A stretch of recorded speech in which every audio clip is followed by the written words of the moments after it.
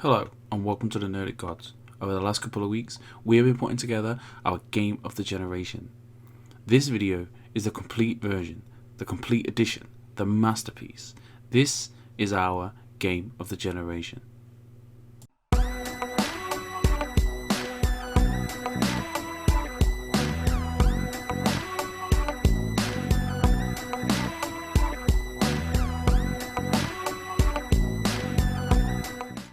All right, let's move on to the game. And this week, boys, we're going to do something special. We're going to celebrate the best game of the generation. This generation is great. So many good games. More than 64. But we're going to do a bracket with, I think I hit myself with my pencil.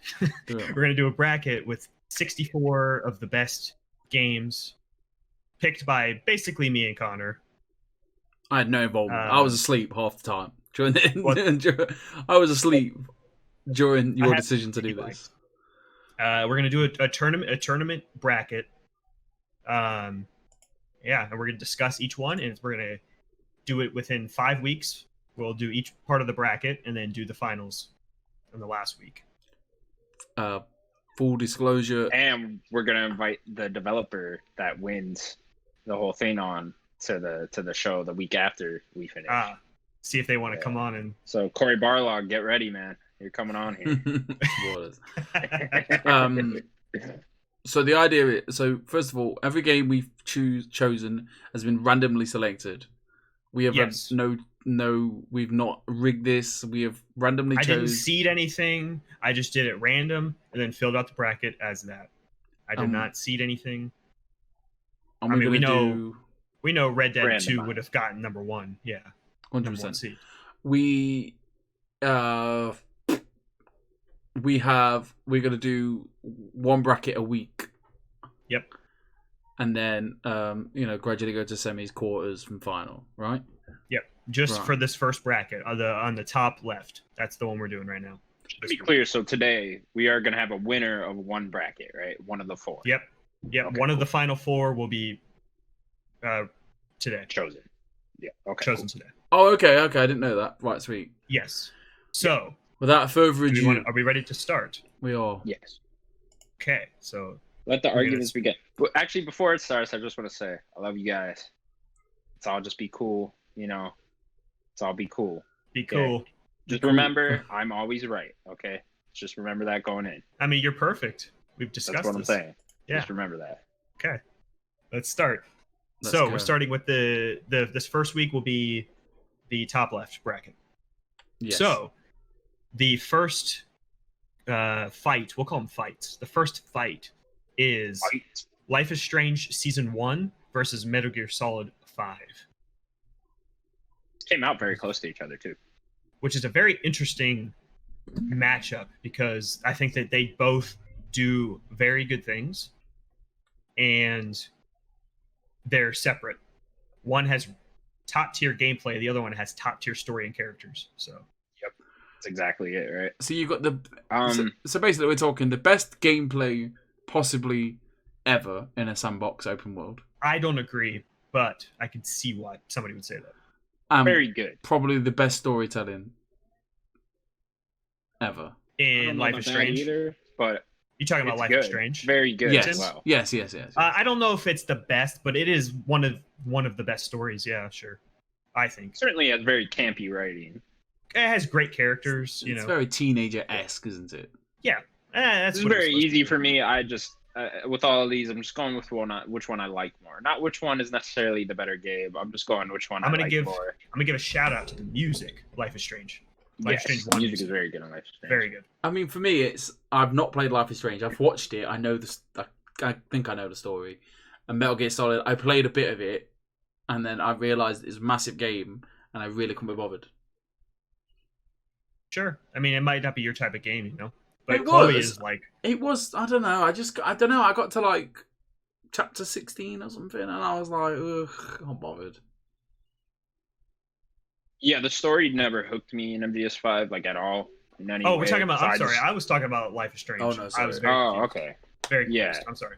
I only played an hour of that game. I couldn't play it. Of MGS5? Yeah. Yeah, it's the gameplay is stupid good. Like for a third-person shooter, it's really good. Like, it feels great to play, great to control. But yeah, I just like Life is Strange more, man. That game just vibed with me really well. I love the whole campy high school setting with like a weird twist on it. I'm so into that. So yeah, I pick Life is Strange. I pick Life is Strange. You could say whatever, even if you don't agree. You could still say whatever you want. I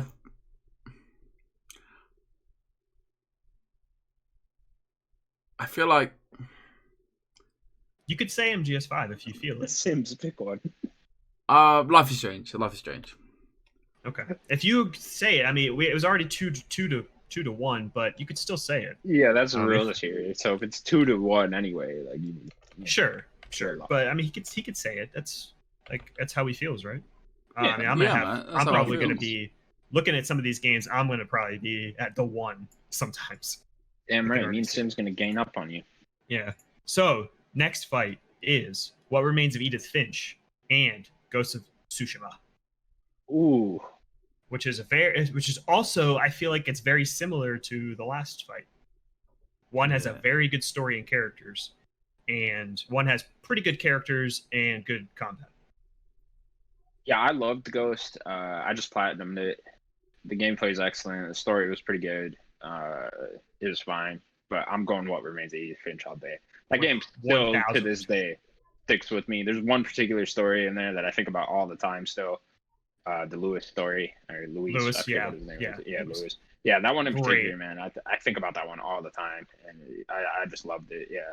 So for me, it's pretty easy because What Remains of Edith Finch just stuck with me, and even with Ghost, I'm forgetting details of it even 2 weeks after I just played it. You know. Sure. Sims, what do you think? I've not played Edith Finch. You haven't? No. Oh man. I would say Ghost of Tsushima, but obviously I'm outvoted. Are you? What is Daniel picking? Oh yeah. Oh, I'm 1,000% with you. Okay, cool. Edith Finch. Sims, I don't know if it's your type of game. If you're not liking Life is Strange, I don't know if Edith Finch is your type of game. It's not like I don't like it. It's just. I mean, did you like Gone Home? I never played that. Okay, so there you go. I don't know. That type of game. Edith Finch is that type of game, but it's probably the best one. It's just something I've not got to. Or I hated Gone Home. Really? I hated Gone Home. Gone Home was horrible. I really like Gone Home. It is an R64. So let's go into the next fight. The third fight is, these are two very interesting ones: Hollow Knight and Celeste. Again, it's a little more even, I think, here. I'll start since I'm not very interested in either of these, because I'll go real quick. I like Celeste more because it was more fun. Hollow Knight, I played both of these for maybe 30 minutes in total. Yeah, and I was like, I'm not a 2D platformer guy at all. I know Hollow Knight really isn't that. It's a Metro. Yeah, Hollow Knight, the vibe was cool, the setting was cool, but as soon as I started the gameplay, I was like, I'm not in this. Celeste, at least I had fun jumping around for 20 minutes, so yeah, I'd go Celeste. Sims? I bought Hollow Knight, realised it was too hard, but now I've played Ori, I really want to play it. But I've not played Celeste, but Celeste is the game I'd really like to play. Hearing what I've heard, I think Celeste has got the better. It's just got the perfect messaging to anybody who's just down on their, on their luck or whatever. You can, just keep on trucking. You'll get to, you'll get there in the end. I feel like any game that has any game has a message in that you play it and then you feel I can do anything because this game has made me believe in myself. If that makes sense. Sure. I'm deep, man. How deep is that? I'm a deep guy, man. I'm deep. I will say something that you both haven't brought up is Celeste has really good accessibility options. Yeah, I was going to give you infinite jump, or you can't die, stuff like that. The one thing I give Hollow Knight, I think Hollow Knight looks nicer. I do like how Celeste looks, the next pixel art, but I think Hollow Knight is just a better looking game. I haven't given Hollow Knight much due. I need to play it. As much as I love Metroidvania, it's just not a game I've given its due, but I would probably say Celeste as well. Sweet. It is. Celeste it is. Yeah, you should play it, Sims. It's great. This one's sucks for me. That's all I'm gonna say. The next fight is Shovel Knight versus Red Dead Redemption 2. It sucks for Shovel Knight. You know, I have a poster of Shovel Knight. Shovel Knight brought back that retro 2D like style back into the modern age, right? But yeah, with Shovel Knight, it seems like they've made like a classic character, you know, just with that in a game people really love. I don't. Look, all I'm gonna Red say. Dead 2 was just, I mean, what a fucking experience, you know. There's that. I'm sure we'll talk about Red Dead 2 many times during this whole thing. I think so. All Sims, I'm going to do you say have anything to say? Red Dead Redemption 2 is probably the best game ever made. What do you have to say about Shovel Knight? I have not played it, but I respect it. Okay. Well, It's something I'd like to play. Again, it's just one of those. I think for on principle, I have to vote for Shovel Knight, even though I know it's not going to win. Boo. I would agree about Red Dead, but I think I need a vote for it to give Shovel Knight a vote at least. I have to because I just love it. Shovel Knight. It's just no numbers. Sure. This font doesn't have any numbers. It doesn't. That's fine. That's fine. So the next fight is Hellblade versus Inside. Two very interesting games. Have we both? Has anybody played these games? That's a tough one. I've played and beat both. Have you not played? I played Inside. Which one's Did you Inside? not play Hellblade? Inside's not the one. Inside's the one with the spider. No. That's Limbo. No, that's Inside's Limbo. the newer one. Inside's the old, yeah. I played both. I enjoyed Inside. I enjoyed Inside. At the end, I was like, "Whoa, this is weird." Yeah. But I think Hellblade, again, with what I said about Celeste, it's just got a better message in. I've heard nothing but good things about Hellblade. And my missus played it; she really enjoyed it. Unfortunately, it's just not enough hours in the day to play everything. Don't get me wrong; I'd love to sit here and go, "I've played every one of these games." I just haven't. I haven't got the time. No, it's fine. Sorry, Connor. You've played both. What do you think?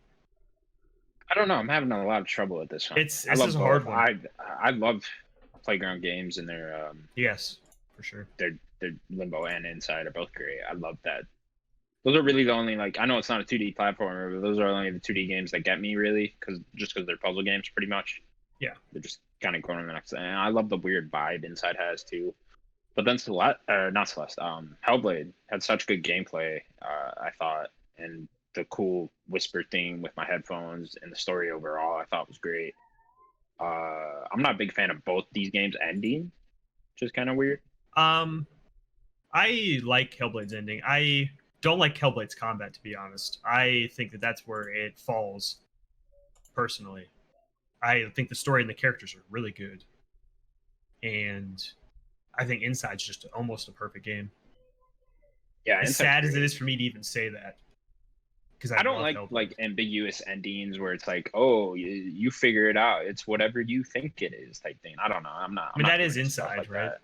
Yeah, that is Inside. It's kind of what Hellblade was too, almost. No, I mean she kind of is fine. Excuse me. It's fine.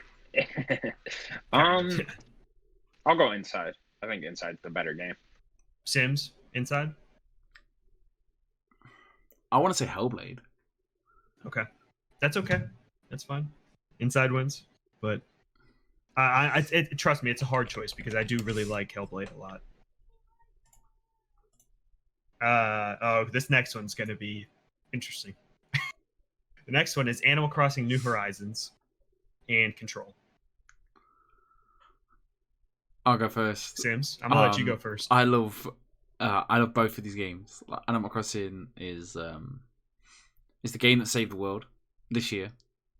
A lot of looked after a lot of people in this horrible, depressing, miserable time that is 2020. I had a lot more fun with Control. I really, really enjoyed Control. I like the combat, the world, the Jesse, the fridge that killed people. I mean, I really enjoyed it, and I can't sit there and go, "Oh, in Animal Crossing over Control." Control's the better game by far. Animal Crossing's an escape. Oh, I can see that. Sure. Yeah, most times I just like Control way more over us. Just way more my type of game. Animal Crossing's cool.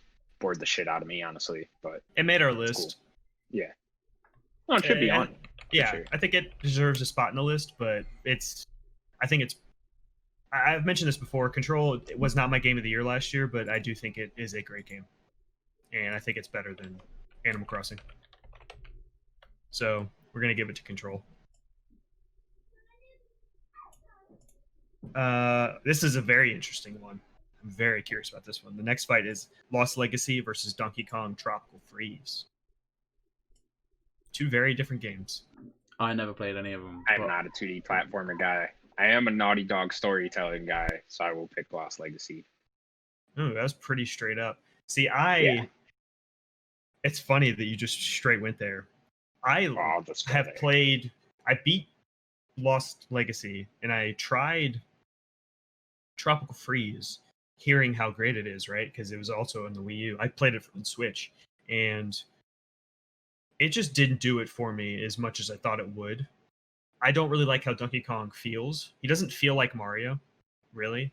I wanted him more to like feel... a fast-paced type thing, right? It's fast, but he has this way more weight to him and how he moves. I just didn't vibe with how he feels. I mean, you'd think Donkey Kong would feel like furry and like soft, but like Mario, Mario is like more like human, so it'd be like more smooth like skin. Smooth. That's not the feel I was talking about. Oh right, sorry, I had to go tell my child off. She was being loud. I'm joking. Sorry. That's not the feel that I was. We're having fun. I've just punched my headphones. You did just punch it. We're having fun. Donkey Kong gave you a hug. He'd probably crush your spine. Poke me up. So I think I got to go Lost Legacy as well. What about you, Sims? I've not played any of them, but I played an Uncharted. And I've heard good things about this Lost Legacy. I'd love to play Donkey Kong Tropical Freeze. I was trying to convince my 7-year-old to get it so I could play it, but she got Yoshi's Woolly World. Sure, yeah. That kid. So I guess we're going Lost Legacy. Looks like. Sorry, I didn't give Tropical Freeze its due. People love that. I'm gonna put LL. I know people I'm gonna put LL. That's fine. This one's next little bout here is for Connor. It's Kingdom Hearts 3 and Persona 5. Well, this is easy. Kingdom Hearts 3 all day. None of us even like Persona. But we all love Kingdom Hearts 3. Like we all love. Oh, is that? I'll make one argument. Is that true? I'll make the best argument possible. I don't want to laugh you out of the room. It's fine. Go ahead. Give your argument. I will go ahead. Goofy. You know what? Come on. You know what? You know what? Come on. Mickey you Mouse? want to ride down the fucking Mount Olympus on Goofy's shield with Sora and Donald? I do. Can you do that in can I do 5? it without Sora? I don't think so. Can I do it without Sora? Just Goofy and Donald? No. Okay. No, Sora's got to be there, man. You need his big shoes on the shield to balance it out. Oh, I see. Gotcha. Yeah. And Sora, many pockets on his clothes. How many pockets does Joker have? Like 2? Maybe. Well, he has a jacket too, so maybe. Yeah, he could be 5. Packing in there, like loads in there, watches. Not enough though. Not more than Sora. Not more than Sora. Sora has a ton of pockets. Mickey Mouse, Keyblades. Come on. What are we gonna do? Because I'm voting for Persona 5 easy. And I'm not being that decision maker. You are though. You are. You have to be. I can't. Sibs, do me a favor here. Just put Kingdom Hearts 3 forward. You don't even like Persona. It's fine. Like I don't know. It's got a cool song. It's fine. All of us got like 30 hours in and then got burnt out on it. If Kingdom Hearts beats don't get Persona, burnt out on Kingdom Hearts. I was burnt out like 20 minutes playing that game. Boring as fuck. You know what's not boring as fuck? Kingdom Hearts. Sure. I am going to say Kingdom Hearts. Yeah, let's go. But I can't believe it. I can't believe it. Let's go. I'm going to argue this all the way to the end. Connor, no way. You owe me so big now. You owe me. No way. You owe me. You remember that, Sims, for one of the later fights. I will. Let me tell you. This next one's gonna be very interesting. Life is Strange, season 1, or What Remains of Edith Finch. Yeah, I don't know. I'm gonna say Life is Strange because I just got more affinity with it. I know. This is a tough one. I know that game is. I've seen it. I know it's good.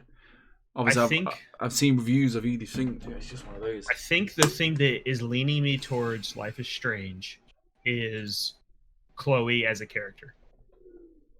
I don't think that, and even Chloe and Max's like friendship. I don't think that Edith has that. It is a different type of game, though. It's a more serious game. You learn about these great characters, though, in Edith Finch without even ever meeting them, right? Yeah. And there's such cool parts in Edith Finch. I mean, again, I'll go back to the Lewis story. They do so much. There's the cool comic book one with the Halloween theme that happens in it. That one's great. One where he plays the weird animal. I don't know. Again, I just go back to Edith Finch stuck with me more, man. Like I think about that Lewis story all the fucking time. Yeah, over that. Like I could tell you in detail the Edith Finch story, you know, and I haven't played it in 3 years. Life is Strange, I couldn't do that. So yeah, I go Edith Finch. I have to be the one to do this? You do. I don't think I can go against Life is Strange season 1 over Edith. I'm gonna say it. I love Edith Finch, and I think that that's a game that needs to be talked about more. But yeah, I don't think a game's talked about enough, to be honest. Okay, this next fight is pretty much what happened in 2018 as well. Celeste versus Red Dead Redemption 2. It happened. Celeste got the Game Awards nomination, which was awesome, but everybody knew it really didn't have a chance. This isn't pretty much what happened in 2018. Yeah. It was God of War and already Red Dead. But this was there. That's my point. Yeah, okay, yeah. Not as direct, I guess, of a fight. Oh, okay. I think you meant those were like the two. No. But not directly. So we're all just going Red Dead 2. Yeah. That's, I think. I didn't even have to say anything because you boys know, don't you? You know it's the greatest game ever made. You go back and forth on this whole greatest game ever made. I love this game so much. Like, I think it saved my earlier, life. No Mercy. Listen, I swear it was Witcher 3 last week. The week before that, it's fucking something else. All the time. Okay, the next fight. Inside versus Control, which I think is a very good fight. They both have really great art styles and art direction. They do. They're just very different gameplay. It's Control all day long, right? I got to go Inside, honestly. Oh yeah. my god. Inside. I think Inside just had a better design. Even with how little sense Inside made, I think it made more sense than Control. I think Inside, maybe. I love the atmosphere. It was very unsettled a lot of the time. Yeah, it's very eerie and weird. That and the puzzles are so smart. Like Playground makes such great puzzles like that. Because you're using objects that you're seeing and you're trying to figure out how to move forward. Yeah. In the game. Yeah, no, I got to go Inside too, man. Just like the vibe of Inside. Yeah, I'm sorry, Sims. You need to play Inside. I have played it. I've played Inside. It didn't blow me away. You should play it again. This next one, Lost Legacy versus Kingdom Hearts 3. I mean, come on, Kingdom Hearts 3 all day. Oh my god, Chloe and Nadine. Chloe and Nadine are cool, but compared to Donald and Goofy, they don't really match up in any way. What characters have lasted for like 60 years plus? Don't give him a reason. Don't feed his ego. They're just classic characters in Kingdom Hearts. It doesn't make sense. Already great. The combat's not great. There's games that come out 2.3 to 2.4 to 2.5 and 3/4. How many hours do you put in Lost Legacy?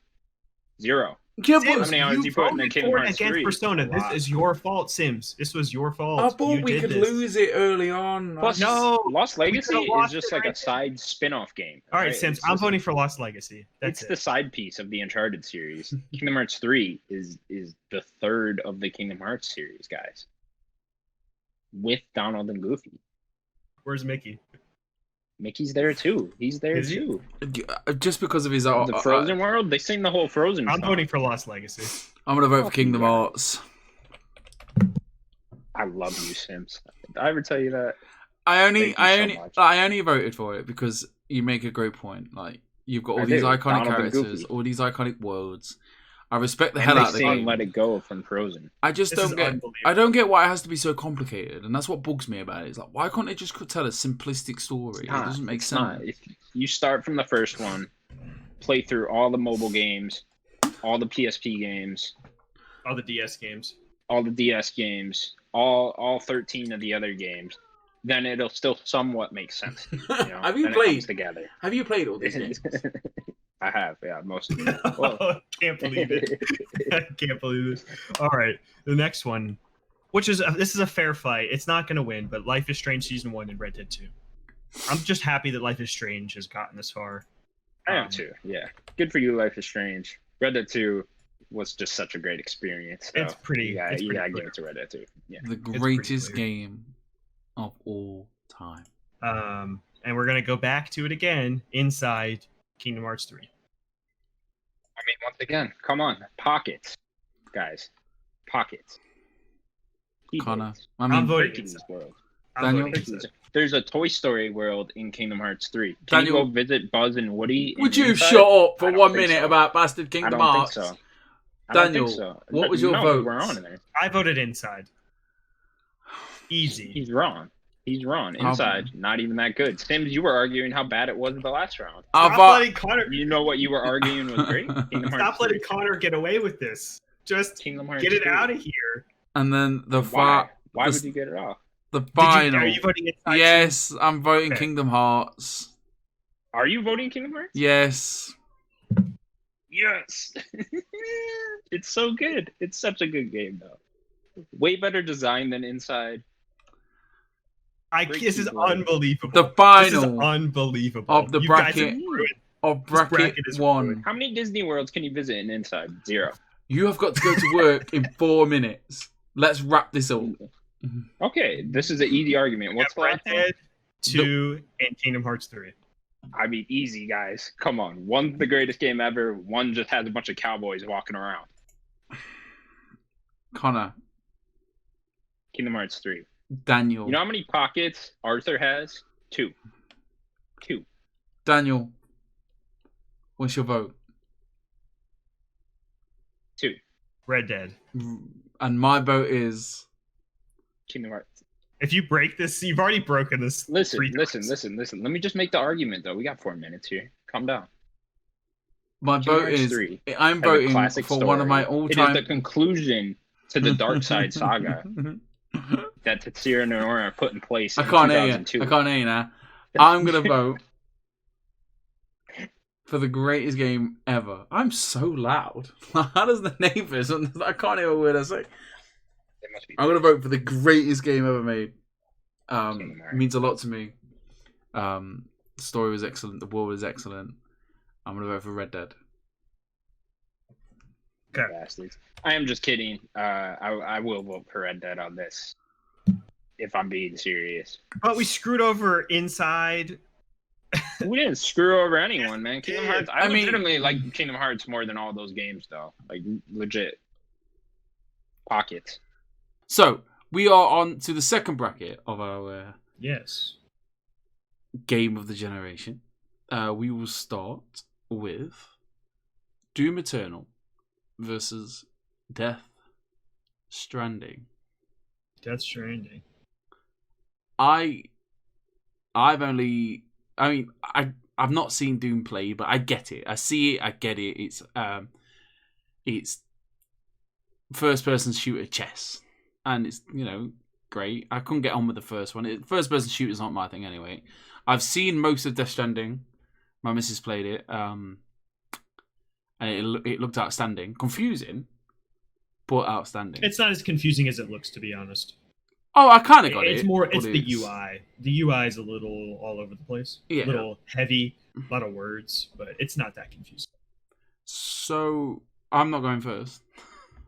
In fact, you know what? I will. I'll go first. We already know what Connor's. I'm going to say Death Stranding. Interesting.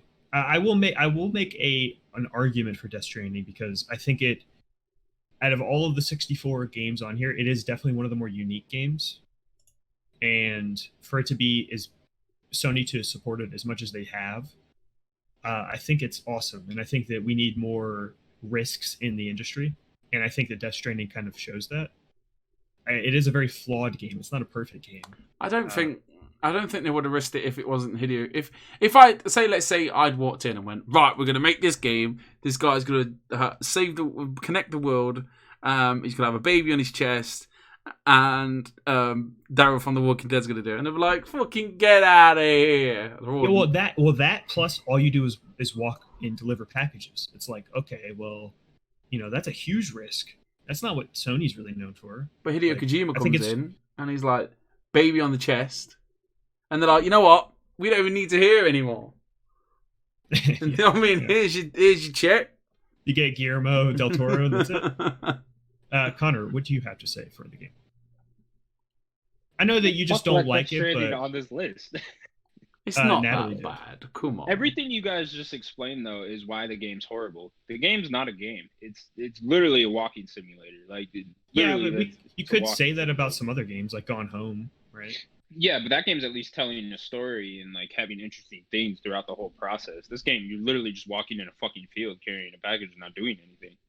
Like, literally, the game is just balancing shit on your back. Yeah. And annoyingly walking the whole fucking time.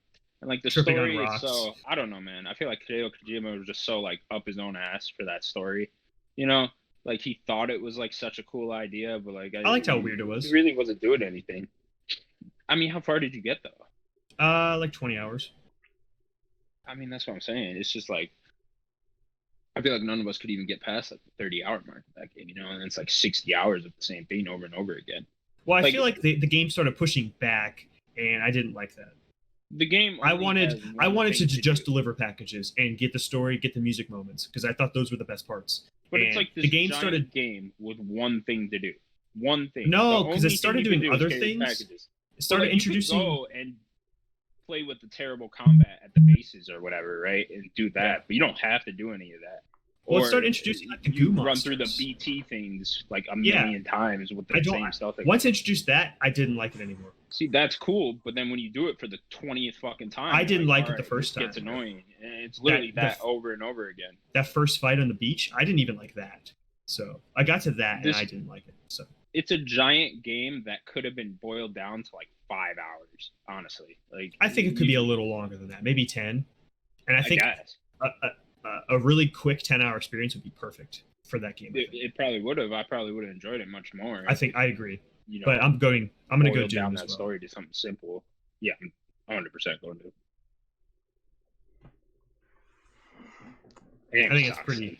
I don't hate it as much as you do, but I agree for sure. I can't stand that game.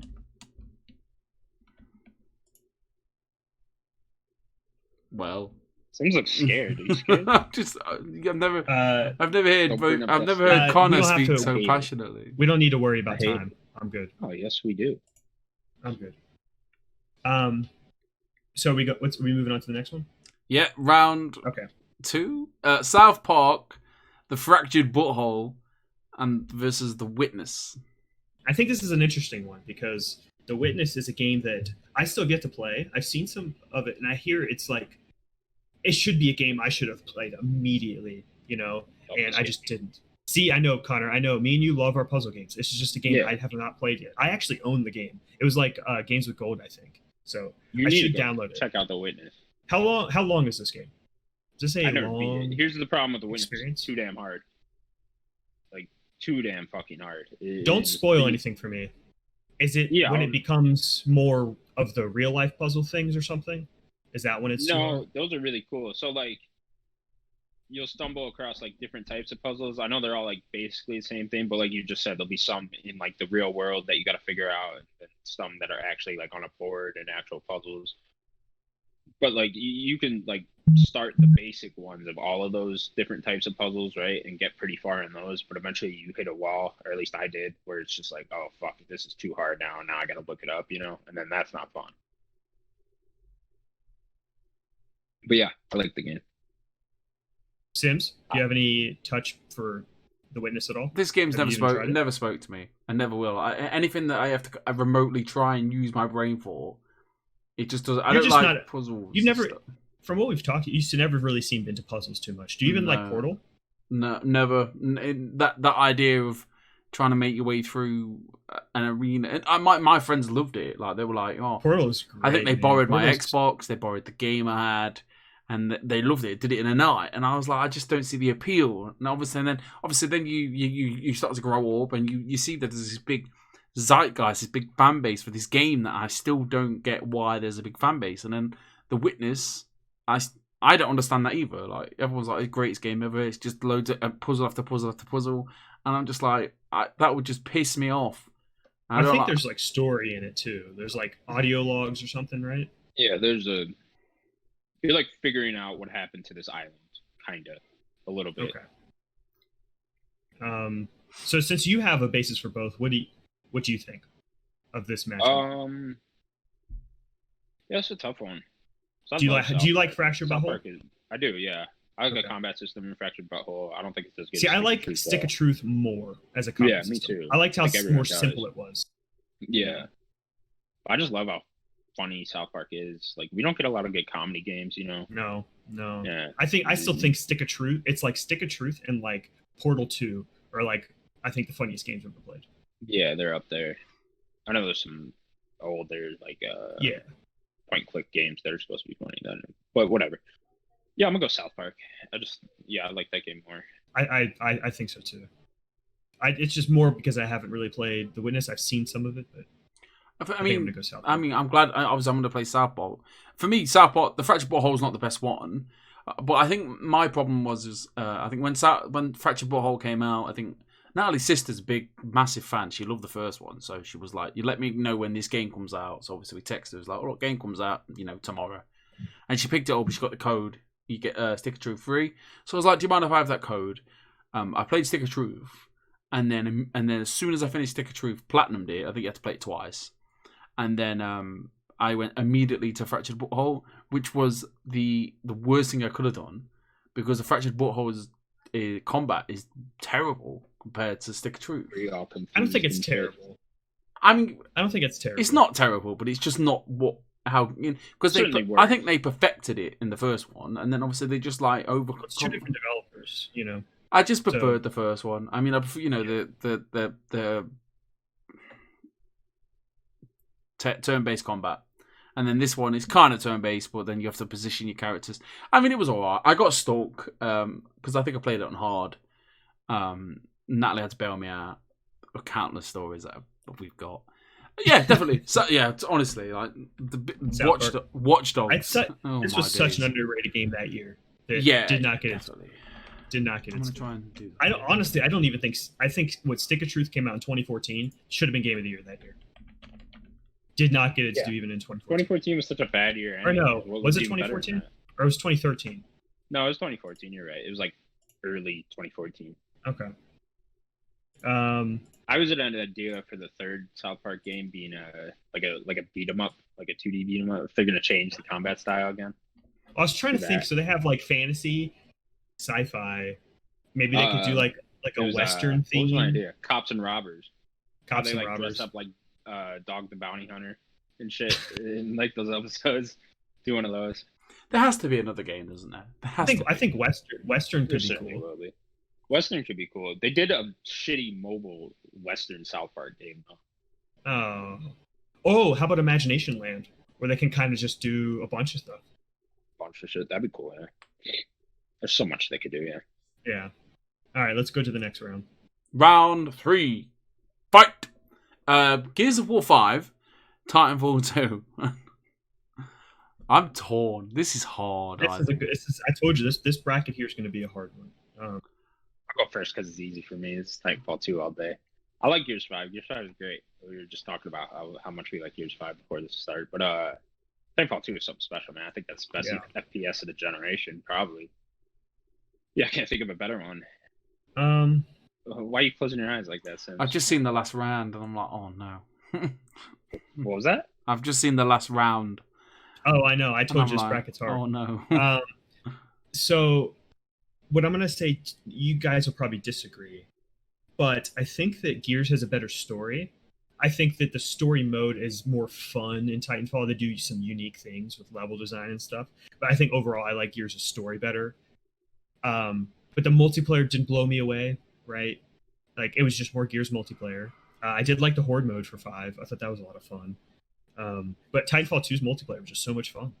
I had so much fun playing that. Yeah, if we're going to compare multiplayers, I felt like Gears 5 multiplayer was super lackluster. Like, I felt like you only played like the same 4 maps the whole time. And I know they have more in there. It was just, I don't know. It felt really weird. Like Gears 5 multiplayer felt really trimmed down compared to other Gears multiplayer. Whereas Titanfall 2 is one of my favorite multiplayer experience of this whole gen. Definitely, I love that multiplayer. I played that so much. What about Horde? Just the movement in Titanfall 2, you know. Oh yeah, the movement's great. Did you play Horde much for 5? A little bit, not too much in 5. I played more in 4, honestly, more Horde. But yeah, Titanfall 2, man, it's just that movement, and it just feels so good to play. The wall running and the high speeds. I love the grappling. I love the grappling. Yes, the grapple. Calling in your Titan is like such a cool idea too. I mean, I remember when they first showed that in Titanfall 1, and that was like the first oh, this is the next fucking gen thing, you know. So yeah, Titanfall 2. Like Sims. It's I haven't even voted yet. It's difficult for me because I mean I played Titanfall 2 not long ago. What, a month, 2 months ago? Yeah. Had a really good time with it. Some brilliant set pieces in the game. I never played. I'm not a multiplayer guy, so I didn't even bother. I just enjoy. You know, the story was really good. The gunplay. I say gunplay, but yeah, the gun mechanics, etc. The Titanfall mechanic. You know, that's always awesome, isn't it? Like, yo, Titan, hook me up, and he's like. And the story that you and what's his name? B something, right? BT. That's it. Like the phone company. You know, you and this BT guy. You know, you come a long way in the story, and then there's obviously that one story where you time jump between different. Yeah, you're like trying to run on the platform, and then you have to get to this one, and then this one, and then you get to Gears of War 5, and it's more Gears of War, isn't it? With an unnecessary open world skiing bit. I do think it has a better story. I just feel like, I mean, for a man that's got Gears of War tattoo, I mean, it's just Gears of War 5. It's just another Gears of War. That's not a negative thing. No, it's not. But I think Titanfall 2 is such a special game. You know what puts me over the edge? Is the smart pistol moment. You guys remember the smart pistol? Yeah, in Titanfall 2. Yeah. Towards the end, you feel like a super soldier. Yeah. Oh yeah, you get that pistol. The smart pistol, yeah, and you were just mowing. I love the smart pistol. I think that moment is awesome, and you don't really have that type of moment in Gears 5. It's more story beats and stuff like that. I'll say Titanfall. There's a really cool moment at the end of Gears 5. The choice. There's a couple different moments. See, the choice I think is very divisive because I don't like the choice. I like the choice. The choice was cool. That was a shocking moment. Sure, it was shocking. It was shocking because Gears has never done that, and it just popped out right away. That's why I didn't really. I just wish that because there's really only one canon answer, and the fact that they gave a choice, like Gear 6 is not gonna it's not gonna carry a save over. What was the choice? Why not? You remember the choice? No. I don't really want to spoil it. Yeah, it's heavy spoilers. There's a choice you have to make at the end of the game that is very heavy ramifications for the future of the franchise. Let's speak. Or not. Okay. So I think we're all said Titanfall. We did, yes. Titanfall has... No, I thought Titanfall, yeah. Okay, I didn't see it. This next one's interesting. I mean, I played Gears 5 in February. I played Gears of 5 in February, and I played Titanfall in June. You played Gears late. Very late, yeah. It was a case of just getting 2 Xboxes together. Me and the missus, me and the missus not playing a game. Like, it's one of those. He was like, "Should we just knock this out?" Yeah. Bringing an Xbox down the stairs. It was a whole thing. This is easy. Shall I just type it in now, or do you want to talk about it? No, I would like to. Read off what it is. Yeah. I don't want to waste anybody's time. So it is 1, 2, 3, 4. Round 4 is Until Dawn versus Marvel's Spider-Man for the PlayStation 4. Oh yeah, it is that easy. Until Dawn, man. I fucking love that game too. I think that game does some awesome, cool things. And I do love Until Dawn. I think that I love that they mask simple decisions, but that have really heavy ramifications. Like I don't mind spoiling this game because you can kill everyone. Like there is literally one. I think it's Chris and I think it's Ashley. Is that her name? Yeah. I think those two can die with one choice. Yeah, I think Ashley, you can go straight or you can take a left. If you take a left, you will die. Yeah, you hear a voice, and if you don't know that the Wendigos can mimic voices, she just dies there. And Chris is, I think, something similar. But like you can kill both of those two. Nice catch. Did you see that? Yeah. You can kill both those two, and just the fact of that, or even Sam, kind of at the end of the game, like you can literally kill like a ton of people. You can kill Sam immediately. Like it just was Sam Hayden to you? Yes. Yeah. Yeah. Okay. Yeah. Yeah, she could die like right at the end with just one simple mistake. Yeah. How do you guys remember this though? I think that was the worst thing. Or even Jessica. Do you know how hard it is to keep Jessica alive? It's very difficult. Yeah, no, I got the platinum. This is my first platinum. Nice. Wow. Nice. You've got 25 grams. Yeah. You've been hard at work, haven't you? You've been a busy boy. Oh, dude, this is man. I got all these. When this game come out, 2014? 2014, yeah. I remember. I think it was 6 March. years. I think it was March, early in the year. I mean, it's easy Spider-Man. Spider-Man just plays so well, you know? Yeah, I will save all my arguments for and against Spider-Man because it is clearly moving on. Yeah. I mean, Spider-Man is not a perfect game. But it is a very fun game, and I think has a great story. Great Spider-Man story. Spider-Man it is then. Spider-Man. Yeah. I'm not going to waste my breath yet. I'm going to listen to YouTube go over Spider-Man. Once he gets up against something. You have to convince me. Let's go on to round 5. What's that in here? There we go. Star Wars. Oh God. Star Wars: The Force Unleashed. Nope. Jedi Fallen Order. That's it. Yeah. I'm like, what? 2005? Get out of here. Yeah, that game's so old. It's Star Wars Jedi Fallen Order versus Mario and Rabbids. Mario plus Rabbids Kingdom Battle or something like that. Kingdom Deluxe. I don't bloody know. I got a little worried for Star Wars when you said Mario. I was like, oh no, it's fucked. But then you said Mario plus Rabbids, and I was like, Did you play Mario plus Rabbids? No, but I wouldn't be into it. I don't like strategy games, so. Yeah, what I will say about that game, there are 4 worlds. Worlds 1 and 2 are like kind of building up the game and kind of setting things up. And once you get to like World 3 and 4, the difficulty goes from like a 4 to like a 9 in some of those missions. Mario Rabbids. Difficulty spike in that game is rough. There are some hard missions in the game. Natalie did really well with it. I'm surprised she stuck with it. I'm surprised I thought she'd play it and then be like, oh, it's not really pretty challenging. Yeah, the worst part of that game a good time. Is that you can't have all Mario characters. You have to have at least one Rabbid. Yeah. That's the worst part of the game. I just wanted to play Mario characters. I did not want to see. I wish that this game was just Mario characters, a Mario like XCOM RPG, and no Rabbids because I hate the Rabbids. They're the worst part of the game. Every part of it. They're not funny. Nah, they always remind me of those little corn They're guys like minions. from Despicable Me. Yeah. Minions. There you go. They're just Little the corn minions. guy. The minions aren't funny. They're not funny. No one likes them. They're not funny. That's funny though.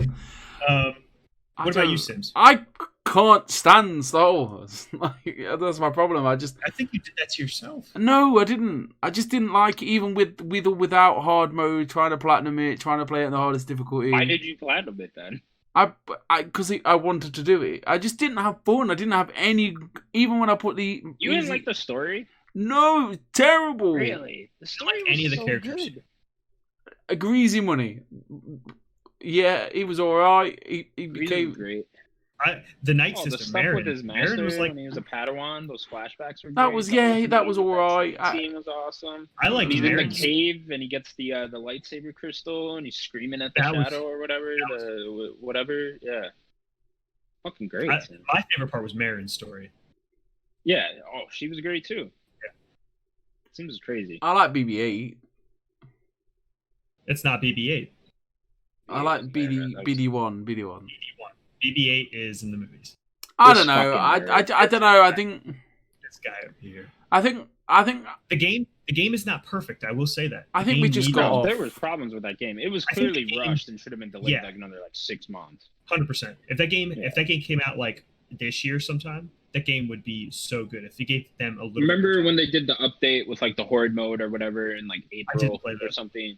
Yeah, I didn't either, but like it should have came out then with that and been all fixed and stuff. Then it would have been. Then this would have been easy. You know, there's no arguments against it. Then I feel. Yeah. I think we just got off to a bad start. We just never. That's fair. Me and Star Wars never sat down. We says, look, we got off to a bad start. Let's just try again. We just didn't. I don't know. I don't know why I don't like it. I thought I'd love it and I didn't, and it upsets me. I mean, I think that's how you feel. A lot of people that are slightly older than me with Star Wars, like you are, like you're a good 4 years, 5 years older than me. They don't like it because I think they were old enough to see that the prequels were bad, right? You didn't get that when I was a kid. I watched the prequels and I was like, "Oh, this is fucking amazing." I'm like a year older than you, and I know the prequels. I'm just like a dumb kid. I don't know. Yeah, did you when you were a kid though? Yeah, I watched each one. I thought those were amazing. No, I mean I liked it because it was Star Wars, but I did not like it nearly as much, even as a kid. I don't know. I'm gonna pick Star Wars because I've not played Mario. Okay, that's fair. I mean, I'm gonna pick Fallen Order. Connor. I'm picking. I like Fallen Order. I don't think it was perfect game, but I'm gonna put SW F. Put Star if you want, or just Star Wars. It's the only Star Wars game on here. Sadly, should be more. Thanks EA. I'll do Star Wars. It's fine. Connor, is that okay? Are you? You've got no objections to what? To Jedi Wars. Fallen Order. Oh yeah, that's what I'm voting for. Clearly. Okay. Last of Us 2 versus Gone Home. Very interesting little fight. It's not really a little fight. It's like I know I said Gone Home was interesting in a couple arguments ago. The Death Stranding one. It's actually not at all. I honestly don't like this game. I've heard you say it. Yeah, I just my beef with this game is I don't like the ending. So basically, I forget what it was exactly. It's been a very long time since I played. They had ran away together. Yeah, they had ran away together. I think that's a great ending. That was the whole thing. What makes it bad? wasn't that interesting. Like I think you're expecting to get up in the attic and find a dead body or some shit. When I know the whole time you think it's a horror game, but I like that this is a grounded story that is just real people. I like that there's no supernaturalness. It's just a story about you learning about your sister and her journey, right? That's what made it boring to me. I feel like it was just like a normal story with normal people. Like that's all it ended up being. If it didn't work, I guess maybe that just didn't work for me. I guess maybe that's the point, right? I mean, it seems like because we talked about Edith Finch last week, it seemed like you like that way more. Maybe it is because of their kind of supernatural-ish things. Yeah, and like fantastical things happening in that world. Like this was almost the exact opposite of that, where like they hook you with like interesting stories, and then you get through these stories, and the payoff's just like nothing. I don't think the payoff was nothing, personally. Sims? I've heard a lot about this game. I think Natalie played it. I kind of know what happens. Not for me. I think it got. I think it got spoiled anyway. Somehow, somewhere, podcast. Natalie maybe watched it. I don't remember.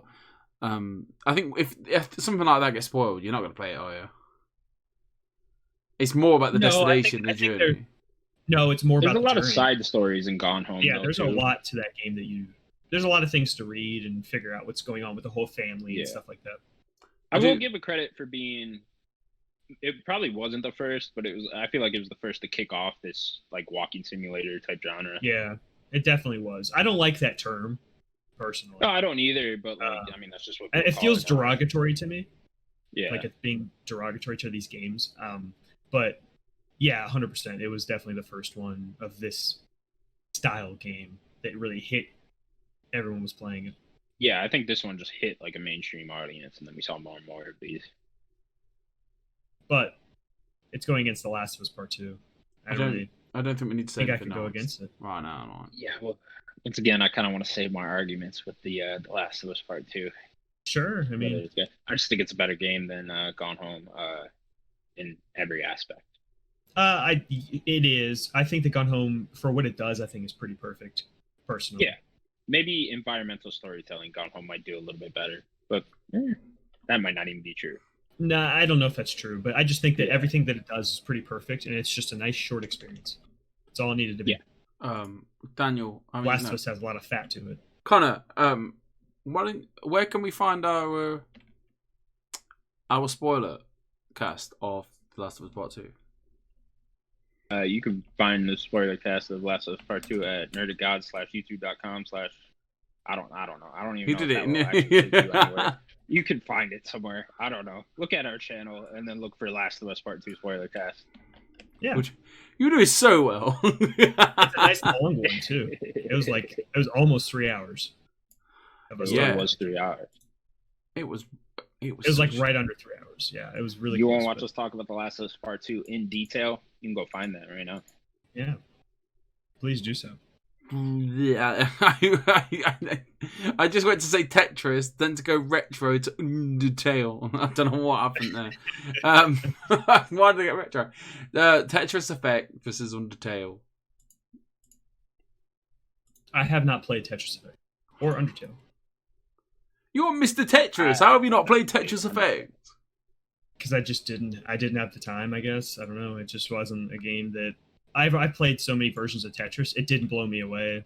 I like the song from the trailer. That was a really good song. But the Connected or whatever it was called. Yeah, I really like that song. I found out Connected isn't a Tetris Effect sequel. It's an add-on. Yeah. But it's like a Game of the Year edition type of thing with like a new mode. Oh, okay. Is that it? I thought it was like a sequel. I don't know. Hey, I mean, it kind of is because they're adding a bunch of stuff to it. But back to Tetris Effect. I love that game. I thought it was great. I mean, I just love Tetris in general. I agree. It doesn't. I don't know. I like the trippy looking visuals it does, and then the songs changes are really cool. It up, right? Yeah. It changes it up with different levels, and the songs keep going, and there's weird floaty neon dolphins in the background sometimes and shit. That stuff's really cool. But yeah, it is just Tetris when you break it down, right? But I mean, I love Tetris, right? I mean, I think we talked about this before on it's one of the museum things, right? It's in our museum, yeah. Yeah, and it's like a perfect game, you know. It's fucking Tetris, man. You can't beat it. So yeah, Tetris Effect, my vote. Voting for a while. And I've never played Undertale, which is weird because Undertale does look like something I'd probably be into. Me too. Have you played it? I know people love it. Have no one played it? I have not played Undertale. I would like to. You have neither?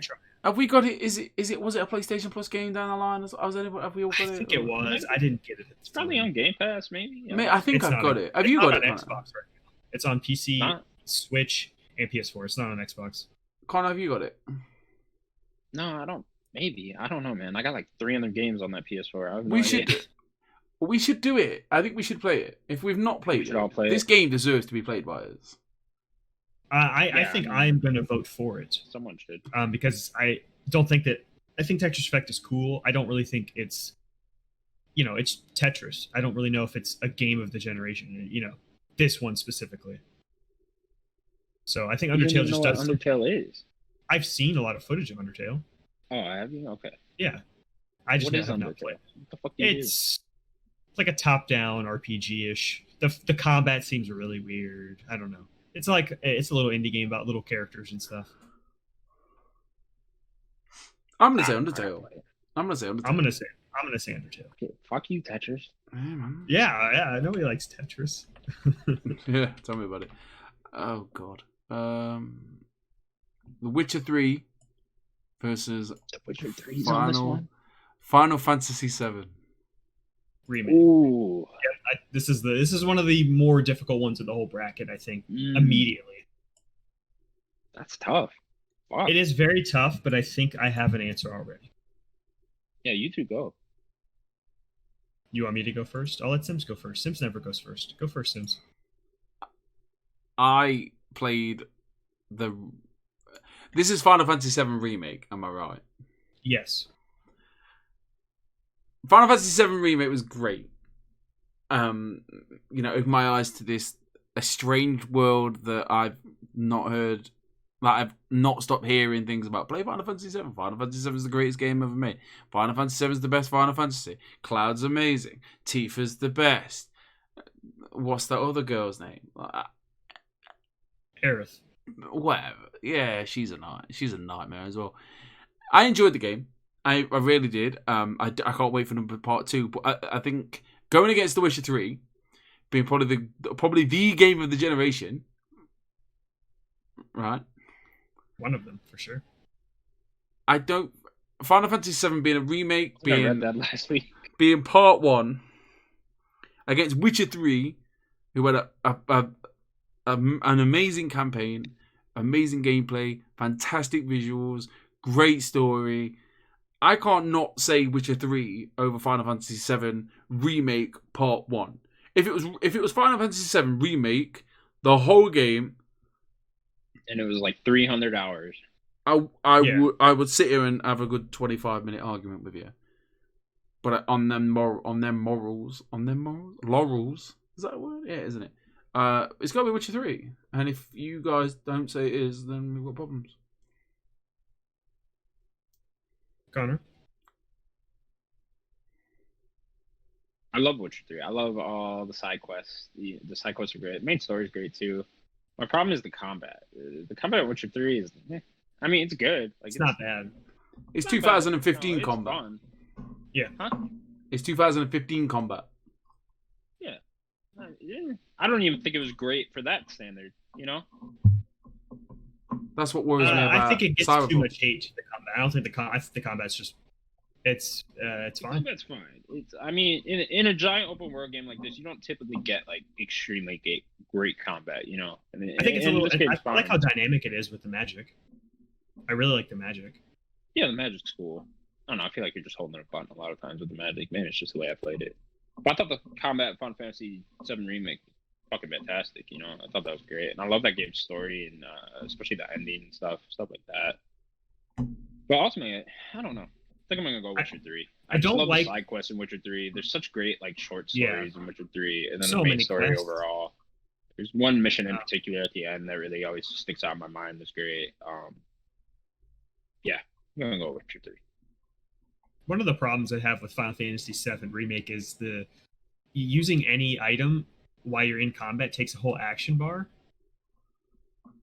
It's ridiculous. I never had that. Ridiculous. I never had that problem, but I played it on like the baby mode, so I don't think. For me, the game just wanted me to hack and slash and have a good time. So it kind of has to, though, right? Because it's like if you're gonna heal yourself, that has to take an action, right? So I mean, it would make sense that if you want to use a potion to heal yourself, that's also going to take an action. I guess maybe just make the potions worse, and then make you want to use the healing spell more. Seems like a really nitty-gritty thing. It is for sure. These games both have top tier soundtracks, both of them. The music for both of them is so good. I think the story is stronger at The Witcher overall.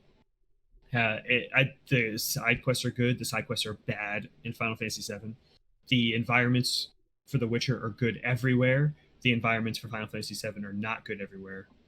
There's a lot of things. There's a lot more. They should have waited and had more time to make that game, honestly. And I love that game. That game needed more time as well. It's easy, The Witcher. Witcher's just amazing. It's a shame. I really like the main story for The Witcher, to be honest. The whole story with Ciri, I really liked it. Except for Gwent. Fuck Gwent. Gwent's fun. Like Gwent either. No, it's terrible. You guys hate it for card games. It was terrible. Fuck card games. Fuck card games. Hashtag. No. Hashtag fuck card games. No. So we're in the quarterfinals, boys. Quarterfinals? Do it. Yeah. Semifinals. No. Semifinals. Quarter. Final. Yes. I don't know. So we have Doom Eternal versus South Park Fractured Butthole. It's a funny old name. It's great. I love the name. Very South Park. Said butthole. This is a very interesting one because I think they both are pretty perfect at what they want to do. Yeah, the master of the craft. Yeah, I think that. But I think where one falters is South Park, and we talked about the combat, which we talked about. We all three like Stick of Truth more. So, just I think for that fact alone, I don't think that. I don't know if Doom is like. Does Doom falter from the first one at all? I agree with what you say. I'm with you there 100%. I think Doom Eternal takes what the first one did well and improves upon that. It doesn't falter at all, you know? No, I don't think so. I know that. I don't know. I know that really overall that sticks out to me. Sure, nothing that sticks out, and they added some things too. I don't know if I'd like.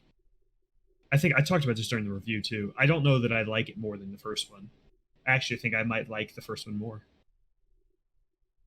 Personally. You both played this, didn't you? What? You both played this, didn't you? Yeah, we both played and reviewed it. Yeah. Long time ago. That was fucking forever ago. Yeah, no, I just feel like the second one, I don't know. They both kind of just like blend together in my head now. And I think about it, I can't even remember the first one, to be honest. But yeah, I'm both Doom Eternal. I like that game more. Sims? I agree. Just on basically, you made that one comment. It hit home. Like, we preferred South Park 1 and Doom Eternal. It just improved on everything from number 1, I guess. Like, that's what I hear. Well, I mean, how can you improve shooty bad guys? You just make it a bit more epic. More ways to do it. Shoot more. Yeah, more ways to do it. Proper, like, give it some stick on it. Yeah. Titanfall 2. God, the font's too small. Titanfall 2 versus Spider-Man. Friendship's on the line, by the way. Just thought I'd let you know. This is an interesting. It's a very interesting. Again, I think this comes down to it. They both are masters at what they want to do, right? These both are like. These might be the two greatest like gameplay games on the list. Maybe, I don't know. The whole list, the whole bracket. I don't know. I'd have to. I don't know if I'd agree with certainly that. Certainly in this bracket. Okay. Yeah, in this bracket for sure. Yeah. This is tough for me. I'm gonna go Spider-Man. I just like the story more in Spider-Man. I think the story's really good. Yeah, the story's great in Spider-Man, and just that. There's so many classic moments in that Spider-Man game. The knocks I'm going to give it is that there's too much monotonous things you do in the whole game. When they already tried to slim it down to make it like an open world experience that's much shorter, right? And I think that they could have even cutted more of the fat. You know what I mean?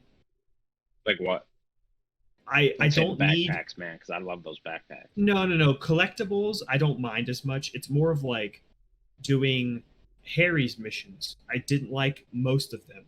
Doing all of the different factions, you had to do crimes for each one, and you had to do like 5 of them. That's too much. Maybe cut it down. I think you're talking about going for the platinum though now at this point.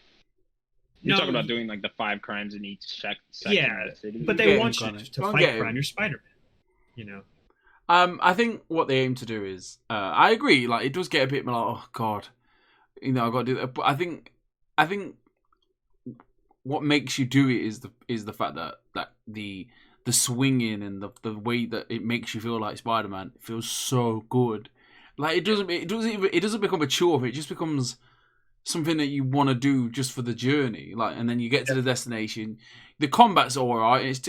I don't think they can get any. You can't really make it any better. It's your Spider-Man fighting in his way of Spider-Man fighting. It's just it's the journey, not the destination. Get to the destination, but then you get rewarded with more web swinging, which is sometimes like I don't, because I'm an idiot. I just sit there and go, I could really just go and swing around New York City right now. Yeah. Like, it was one of the few games after I platinumed it, I just kept on my my little hub thing, and then I would just pop in there like once a week or whatever and just swing around. I've never removed it from my console. Sorry, go ahead. I've never removed the game from my console. Like, the game is installed. The theme has never changed since the day I got it. From the day I got the console. The game's magical. Like, I get it. It does get a bit monotonous, and I think the story does get a tiny bit rushed in the end. But when you it is, I think I agree. There's a certain section where I feel like it is really rushed. I think it ends really strong, but I think that kind of up into the climax, I think the second act, yeah. The very beginning, I really love. Then I love the Mr. Negative stuff, and then there's after like it the prison all kind sequence. of falls apart. Once you get to that prison sequence, I like the sequence itself, but after that sequence, then like it's you guys just talking about when you fight the bosses, like 2v2, pretty much that era of the game. Then you get back to the I climax. love those boss fights though. Those they were were so good. It could have been a lot. It could have been a lot more to I like it. the Vulture one. What, you guys wanted to fight them separately?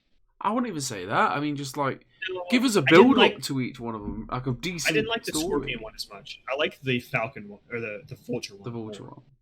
Yeah. What always ruined that part for me was at E3 when they showed that whole trailer. They showed like that whole part leading up to it when like everything goes to shit for Spider-Man, and like they showed that whole cutscene, and I was just like waiting for that cutscene to happen the whole game while I was playing it, and it doesn't happen until like you're like two-thirds way through the game, and I don't know, that was ridiculous. Game's over. It's definitely Spider-Man. Yeah. Titanfall. What was it even going up against the Titanfall 2. Yeah, we didn't even talk about it. We ain't even got to the. I love Titanfall 2, man. Yeah, like I said, we all probably my favorite FPS of the gen. That's a hard argument. For me to sit here and go, there's only 2 FPSs I've really, really, really enjoyed that will always stick out to me, and that's the Modern Warfare that just recently, Blast came out last year, and Titanfall. Like, it takes a lot for me to pick up a first-person shooter and go, this is amazing. Like, those are the 2 that stick out to you. That's interesting. Well, what other first-person shooters is there? Oh, I mean, I would go back to 360 certainly if I'm talking about first-person. He's talking about this gen. I mean, I don't know. I don't remember playing. This gen in general. I mean, let's talk about last gen, Dead Quick. Like, what was last year? Every Halo game. Modern Warfare 1 and 2, Halo Reach. I mean, yeah. Now I'm just naming Halo games. I don't Ops, like them. Didn't like Black Ops. Didn't like that. Didn't like that. There's 3 Halo games. Didn't like them. Like, that's just a couple of franchises there. I just don't like the floaty gun. Borderlands 1, Borderlands 2. Okay, I'll give you them, but I like that more for the build. Like, there's more to it. It's not just. Of course, there's more to those games. Yeah, it is a first-person shooter first. But don't give me. Forget it. We're getting off course. Star Wars. Jedi Fallen. There we go. And The Last of Us Part 2. Last of Us Part 2. I'm not even going to say it. I think it's, I'm not even going to talk about it. I love Fallen Order, and the kid in me, the Star Wars means so much to me. I can't go, like, that game's not perfect. It needed more time. Yeah, it was so great to get another third-person, single-player, story-driven Star Wars game, right? Yeah, we need way more of those. I mean, The Last of Us Part 2. But it makes you every year. It makes me mad though. I mean, every 6-7 months we seem to get a snippet of what Amy Project Ragtag was. Yeah, Amy Hennig. Yeah. Yeah. Like what that could have been, and then you have Nolan North coming out the other day going, "Yeah, I was in that game. It looked amazing." Yeah. I was like, "Oh, come Like, on!" are you kidding And me? you're just like, "Fuck off!" It makes me so angry. Like that would have been great, and then we got this pile of shit. Yeah, I said it. The game was great. This wasn't a replacement for that though. Yeah, no, this is a different studio doing No, the game. but You wouldn't have liked Ragtag either. What the fuck are you? no, I talking would about? have. You I didn't would like have. Star I Wars. would have. You know what? You Like wouldn't have. Star Wars There was 1313. clearly something wrong with that game, though. They weren't just gonna cancel a great game. Nah. No, there was definitely something wrong with it, but they should just give her more time. Wrong with it. They should just give her more time. maybe she needed a couple more years or whatever, but it's just like, I don't know. I also understand that there's like a business aspect. No, of course. You know? I think that people like to make EA and Activision always the bad guy, or even 2K, just because they make so much money. It's like like they not are a just business. like cancel a clearly great game. You know, there's everything always that comes a out about that game is like, oh, it's fucking fantastic, but it's like clearly there was something going on behind the scenes that wasn't. 100%. Look how good Star Wars 1313 looked. Yeah, the game. Boba Fett game. No. Did you not get what you wanted out of that in Jedi Fallen Order though? I just didn't enjoy No, it. I wanted more gun stuff. I want to be Boba Fett. You know? The best Star Wars were the Force Unleashed games. Battlefront 1 and 2. No, first person shooters. Those weren't even that good. Oh, they were so weren't first-person good. Battlefront 1 and 2, best ones. No. Yes. The old Battlefront 2, the older ones. I mean, okay, you guys are all wrong. I know Old Republic. it's because I've never played it. I know, but okay. Battlefront 1 and 2, come on, they're so good. Undertale versus The Witcher. We've not played Undertale. We gave it the pass. I do think we should play it. I do think we should play Undertale. I would like Someone should play it at some point. Is it on Switch? It is on Probably. Switch. Right, well, Daniel, you need to go out and buy yourself. I have a PlayStation. I could do it too. But you don't have PlayStation. Yeah. No, it's not on Plus, but I could just get it on Just PlayStation. treat yourself, man. We should play it. I think that's something we all owe ourselves to play because this game is like top. You know, it's up there. Top good, like best games of all time. Like it's up there. Yeah, it's revered for sure. Witcher. We're fake gamers, man. We're fake gamers. No, we're not. We're fake You gamers. may be a fake gamer. You're a fake gamer. Whoa! I completed Mario the other day. I'm official now. Yeah, how 3 years later? 3 years. You're supposed to be on my side. 3 years. Yeah. 3 years to be. Oh, okay. Yeah, Sims is a real gamer. Yeah. We have Doom Eternal versus Spider-Man. It's Spider-Man. We've been doing this for 50 minutes. Wow. I think. Oh shit! You need to go in a minute. Yeah, it's fine. We 7 have minutes. a couple minutes. Keep going. I think it has to be Spider-Man. I think that story did a lot for me, to be honest. Yeah, and maybe it's my attachment. Again, to 2 Spider-Man. games with fantastic gameplay. Yeah. Great combat, both. 100%. You're talking about Spider-Man has the whole story aspect that just puts it above Doom, I think. Yeah. You're talking about gameplay in this bracket particularly. Doom's another. It was Doom, this Spider-Man, Titanfall. Killing I think. gameplay-wise. Yeah. Or even Final Fantasy VII Remake. I think it's Spider-Man. This is ridiculous how hard this is. You've got a game of 2015, which was like the game of that year, maybe the game of the generation so far.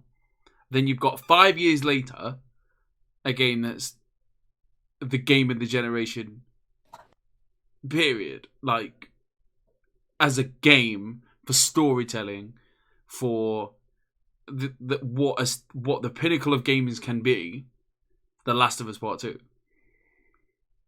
First, The Witcher 3. This is going to be. This is definitely one of the hardest ones I think we're going to have to make in this bracket. This bracket right here, these final 3 games. I know we picked Spider-Man, but these final 3 games this is top right here, and they're not all going to go far. I'll start. Go ahead. Again, I go back to gameplay. Is Last of Us Part 2 fantastic gameplay? Just the movement in that game, the crawling, the stealth. The way it felt just so realistic and new and just over the top AAA. You know, it just felt great. I mean, story-wise, if you want to compare them, I mean, I feel like that just comes down to such opinionated things, you know, like what you like more and stuff. Personally, I like Last of Us Part 2 more. I love the continuation of Ellie's story, all the new characters they introduced. Witcher 3 has such great side quests though too. Witcher 3 is great side. Witcher 3 just has great characters. It's hard. And I think Witcher 3 is certainly the greatest giant RPG of this gen. I can say that.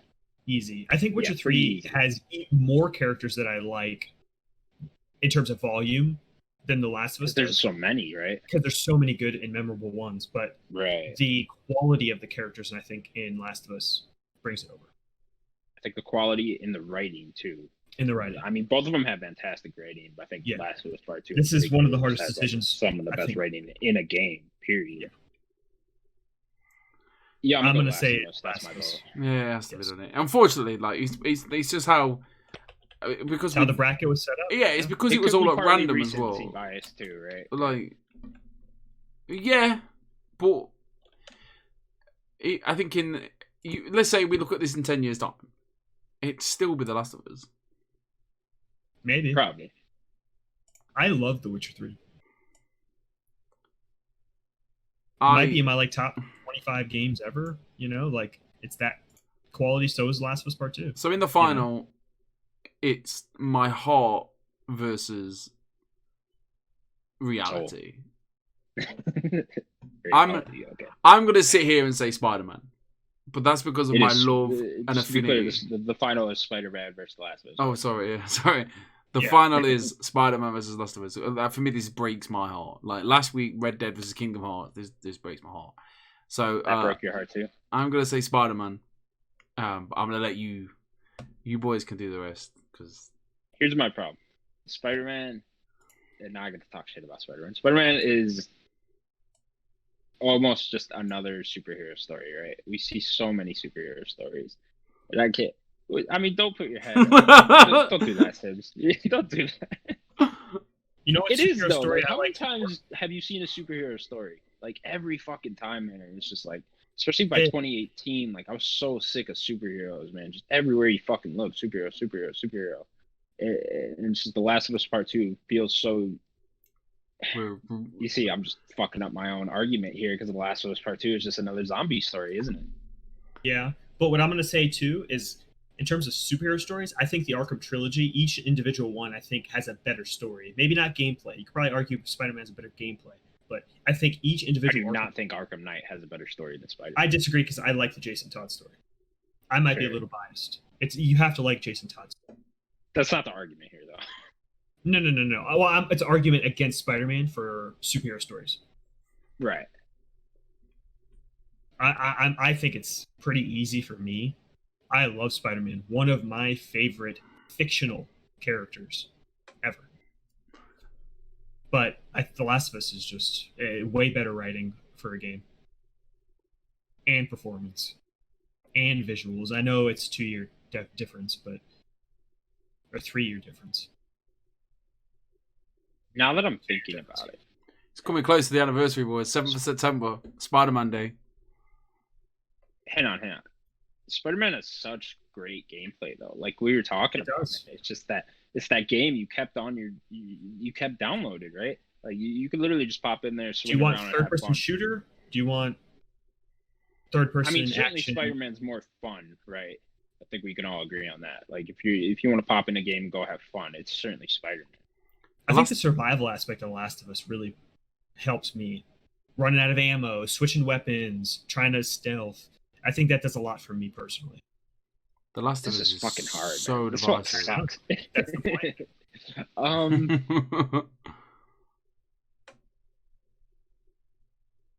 It's all down to you. So, is it? God damn it! Yeah. So, what have you picked? I said Last of Us. Fuck, man. Spider-Man has such a great story too, though. Great characters. I love Peter Parker. That scene where he's texting Mary Jane. I love Mary Jane in this game. Oh man, Mary Jane's so good. Miles is great. Miles is great. Dina. Jefferson. Doctor. Oh man, fucking A. Doctor Octavius is there. I'm gonna go Spider-Man. Yes. I think Spider-Man is just more. It's just a better game. Maybe not better, but like it's just more fun. And like when I play video games, I am looking. Maybe The Last of Us sticks with me more from a story aspect, but Spider-Man I always remember just from that gameplay and that moment when you first start playing. Yeah, Spider-Man. Okay. Our first bout is Monster Hunter World and Bloodborne. So really 2 games I don't care that much about personally. I think this is the first time in this tournament where I haven't played either game. Interesting. Yeah. I have played a little Monster Hunter and put about 15 hours into Bloodborne. I just don't think Monster Hunter plays well at all. I know it's very popular and people do like how it plays, but I just don't. Keep going. It's fine. I'm sorry on it. Yeah, I'm not a big fan of the Soul series at all. I don't like how extremely hard it is. You know, honestly, that's another Soul series thing that I don't like how they play either. I think Bloodborne plays the best, but I just don't like how they play. They're too clunky.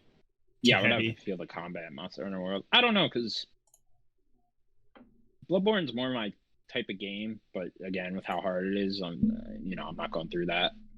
And then Monster Hunter looks cool. Like, I like the world of Monster Hunter. Like, it interests me, but just those massive multiplayer games don't really do much for me.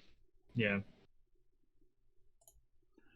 So yeah, I'll go first then, I guess. I'm gonna go Monster Hunter just because I don't like the Soul series. Yeah. None of them has ever got me. I think I have to go Bloodborne because I just love the art direction and the design of the world and the character designs. I just think it's so cool. That gothic, like Castlevania kind of feel. I just think it looks really good. Sims? I think out of all of us, I'm the biggest Monster Hunter fan, so I played. Probably. Yeah, you played through this, right? I played a lot of hours of this game. Me and the missus, we bought it off. I don't know. We bought it off a whim, and we ended up playing it. We played it with. Long story. My brother, that isn't my brother, but my brother on paper. Long story. And we played it every night. We had a really good time with it. My missus really enjoys all the dragons and the Rathaloses, the Raphius, all of them. And I really enjoyed it. We really wanted to get into the builds. It became, a really good grind. But the drops of the gems and the decorations were so difficult. And I think, we in the end it was like we kind of just fell off it. But we tried to get back into it not long ago with a friend of ours. I was really I love it. I love this game. And just never bought Iceborne. I really wanted to as well. I picked Monster Hunter. Okay. Monster Hunter it is now.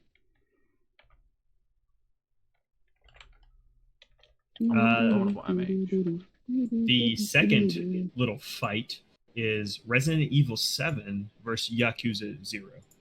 Ooh, I like this one. Yeah, it's a very different little fight. Resident Evil 7 is my favorite Resident Evil game.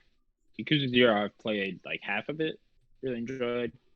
I think it's kind of samey to the other Yakuzas, but they're all kind of just samey to me. I'm gonna go Resident Evil. I think I like that game more. Straight with I like the horror aspect, and it's my favorite Resident Evil. So yeah. Story-wise, it's not even close. Yakuza's story is way better. Combat-wise, Yakuza is just a fun game. It's not like a survival. You're not trying to hold potions and stuff like that. But just that I think the story and the characters for Yakuza were just so much better. I have to say Yakuza personally. I can't not. I love Resident Evil 7. It's my favorite Resident Evil. I think it's probably the scariest game I've ever played in my life. Like, I played it 5 times, maybe for the trophy. Every time, I shit my pants. That's 5 pairs of pants, guys. That's a lot of pants, dude. No, That is a lot of pants. Don't you call them trousers? No, pants as in pants. Like pantaloons, yeah. Trousers. So yeah. So you saying Resident Evil? 100%. I'm sorry, Daniel. I've never played Yakuza. It's okay. So, Yakuza. It's okay. It is then. I feel like I've upset Daniel now. No, I mean Daniel's upset, dude. He's out, man. I guess I didn't make enough of a case. I don't know. It's fine. The next one, Mortal Kombat 11 versus Doom. The Doom 2016. I respect what Doom does. I believe it's one of probably the best first-person shooters games out there, Not on the multiplayer side, because that then goes to Call of Duty. But I think Doom as an action-packed, first-person, crispy, smooth... Crispy, yeah, like crisp, smooth gameplay. I think it goes to Doom.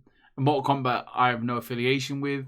I believe fighting games, I think it's probably the top echelon. Is it echelon? That's a word, isn't it? Of fighting games. I believe it's overtaken Tekken, maybe even Street Fighter. I think it's up there. It's tough. Those actually. Are the three. It's definitely up there. I'd say Doom. Yeah, Doom. My personal favorite Mortal Kombat is 10, but I really love 11, and I love the story of 11. It's just such a fun game and a fun story. Yeah. I love all the characters. They're all wacky and weird and super serious at times and super funny. I have to pick Mortal Kombat. I love Mortal Kombat. Yeah, I love Doom. I do like Doom more than Doom Eternal, but I don't think I could pick it over Mortal Kombat. Connor. Yeah, I've just never had any interest in Mortal Kombat. I respect it for, especially with how relevant Mortal Kombat has stayed throughout the years. I think it's crazy, and how much it sells. I can't believe how much last year. It really when it was like kind of came back after like Mortal Kombat 9 with that reboot. Yeah, 9. It really came back. Brought it all back. Yeah. I don't know. It's crazy. I just never had any interest in Mortal Kombat. It's weird. I've been more of a Street Fighter guy my whole life. Have you played 9 or 10 in terms of like the story? I've played very little of like all of them. I couldn't even tell you which one. So, but yeah. And then Doom 2016, I love. Rebooted the whole franchise. I like the Eternal more, but I mean that's not the argument here. But yeah, I just love Doom. I like the story. I like the weird lore. I love the gameplay. So yeah, I'm going Doom. Okay.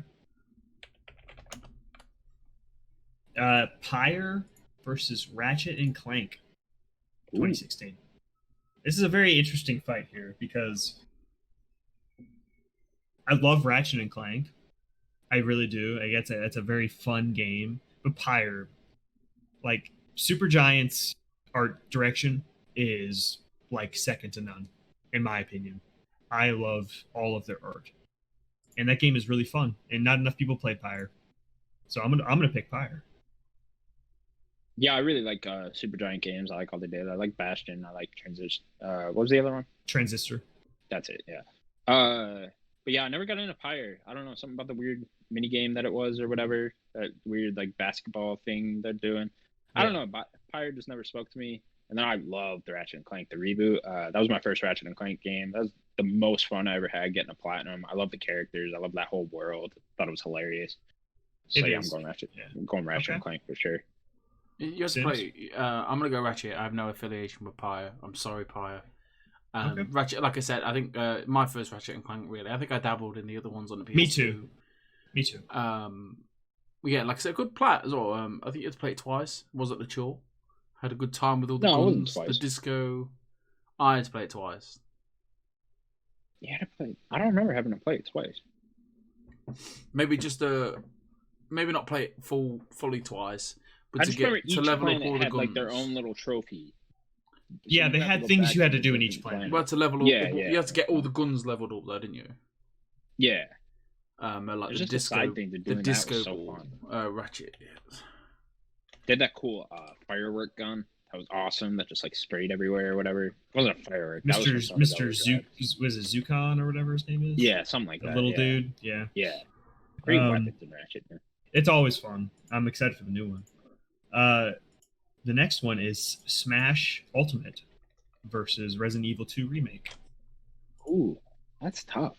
Yeah. Man.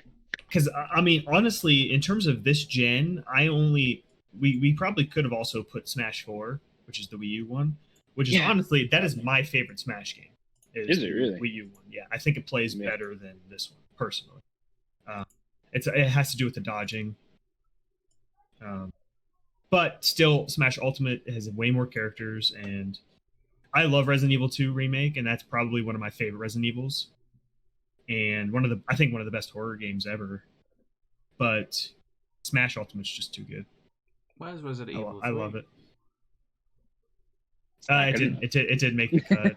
If we had more room in this tournament, it could have made it, but it did not make the cut. I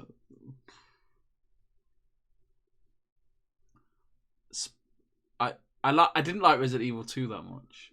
I like the story, but I don't know. I didn't like Resident Evil 2. I get confused. From what I remember, you didn't. I didn't like. I can't remember. I didn't like the puzzle, did I? I didn't like the puzzle at the beginning. I didn't like the police station. See, the police station's so good, man. So I don't know. I'm gonna say Smash because like it's probably the best fighting game in the world. I'm gonna. That goes my at least what I said earlier. What did you say? I really like Mr. I'm going Resident Evil 2. I actually thought Resident Evil 2 was scarier than 7. I don't know. Yeah, no, it was. It definitely was. I thought the whole Mr. X thing was. I thought he was terrifying at some point. But yeah, I love the police station thing. You know, I love the whole vibe of Resident Evil 2. The third person angle was great that they brought that back. So yeah, Resident Evil 2. So what Daniel, what doesn't did you matter. say? Smash. Smash. Yeah. Smash takes it. So the next one is Nier Automata and Ori in the Will of the Wisps. Is that the first one or the second one? This is the second one. Okay. So easy. I love Nier, but Nier is great music. I think there are better action games. Ori. I didn't like the opening in Nier. I played the first hour and then I died, and then it made me restart that whole hour, from what I remember. Yeah. So yeah, I will go Ori save. because it pissed me off. Okay. Sims? I've never played Ori though.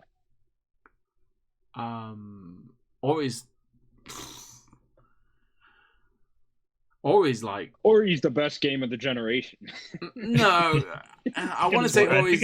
I think it's one of them. Ori is Xbox's game of the year. Well, yeah, certainly. I mean, that's like the easiest call. No, I really enjoyed Ori. Obviously, I think you got like Last of Us came out, Ghost of Tsushima came out, and then Avengers came out, which is obviously the game of the year anyway. Yeah, Ori. 68. It's Ori. I'm not even going to try and sell it. Like, it's definitely Ori. So, all right, this one's going to be interesting because I might have to make a little bit of an argument, even though I don't agree. Destiny versus Mario Odyssey. I'll start. I mean, come on, it's Mario Odyssey all day. There's a fucking dragon, the Mushroom Kingdom at the end. Platforming's great. It's such a fun game.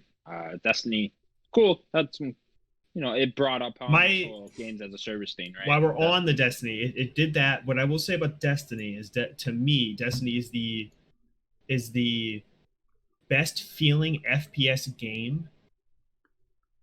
Period. The first Destiny? You wouldn't even say 2? Yeah, no, I would say this. I put only Destiny 1 on here because I still think that Destiny 2 has not even reached where Destiny 1 ended, personally, if that makes any sense.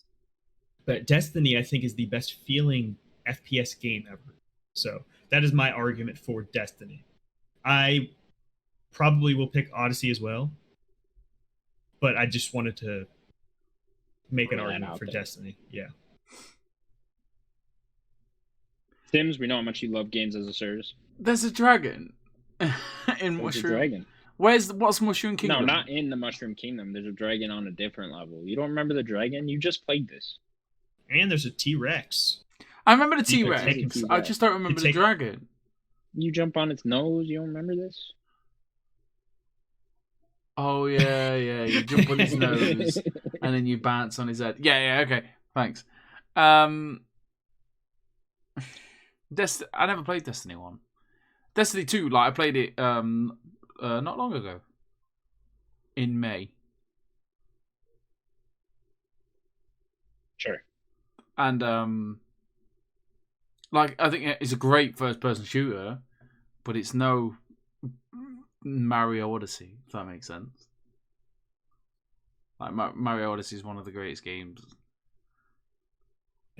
Yeah, for sure. In Nintendo history, I don't know. Like you can't go wrong. It's definitely Mario. Destiny made too many mistakes, I think. I think so. I agree, but I just wanted to give it a shout out. Someone else. This next one is super interesting because it should be an easy one, but Captain Toad Treasure Tracker versus God of War 2018. Here it is, finally. Going for this. I'll go first. I know me and Connor love Captain Toad. I know. Love Captain Toad. That was such a good game. So fun. Me too. But I think God of War is the best game on this list. You guys are going to have a hard time convincing me otherwise. Yeah, God of War. It sucks that like I have to just not pick Captain Toad for at least one win, you know? Because like I love Captain Toad so much. But I mean, it's God of War, I think. The only thing Toad is good for is Mario Kart. He's light, he's nimble, he's fast. Never played Captain Toad. No, you should. It's a fun little game. Train level. It's one of them. Sims. There we go. It's definitely something I'd like to play. I tell you what isn't trains. Trains are in Yoshi's Woolly World, if you would fancy it. Oh, it's got a train in it. Yeah. Choo choo. Stop with the train. We don't need to bring the trains back. All right. The next one is Monster Hunter World versus RE7. I think it's easy for me. Like it's RE7. Like I didn't pick it last time, but I do like RE7 a lot. Yeah, two Capcom games, right? Fighting off. Yeah, I was about to say that. Yeah, definitely. Yeah, I'm gonna go RE7 as well. I just don't. I never even played Monster Hunter World, so I don't care. And then Resident Evil 7's my favorite Resident Evil. Sims. Monster Hunter World, a fantastic game. So that's okay. You can still pick it. Trust me, I'm on the losing side most of the time. You both. The next one is Doom and Ratchet and Clank 2016. Ooh, that's tough. Is it? I'm picking Ratchet and Clank. It is, I think, a tough one, but I had way more fun, I think, with Ratchet.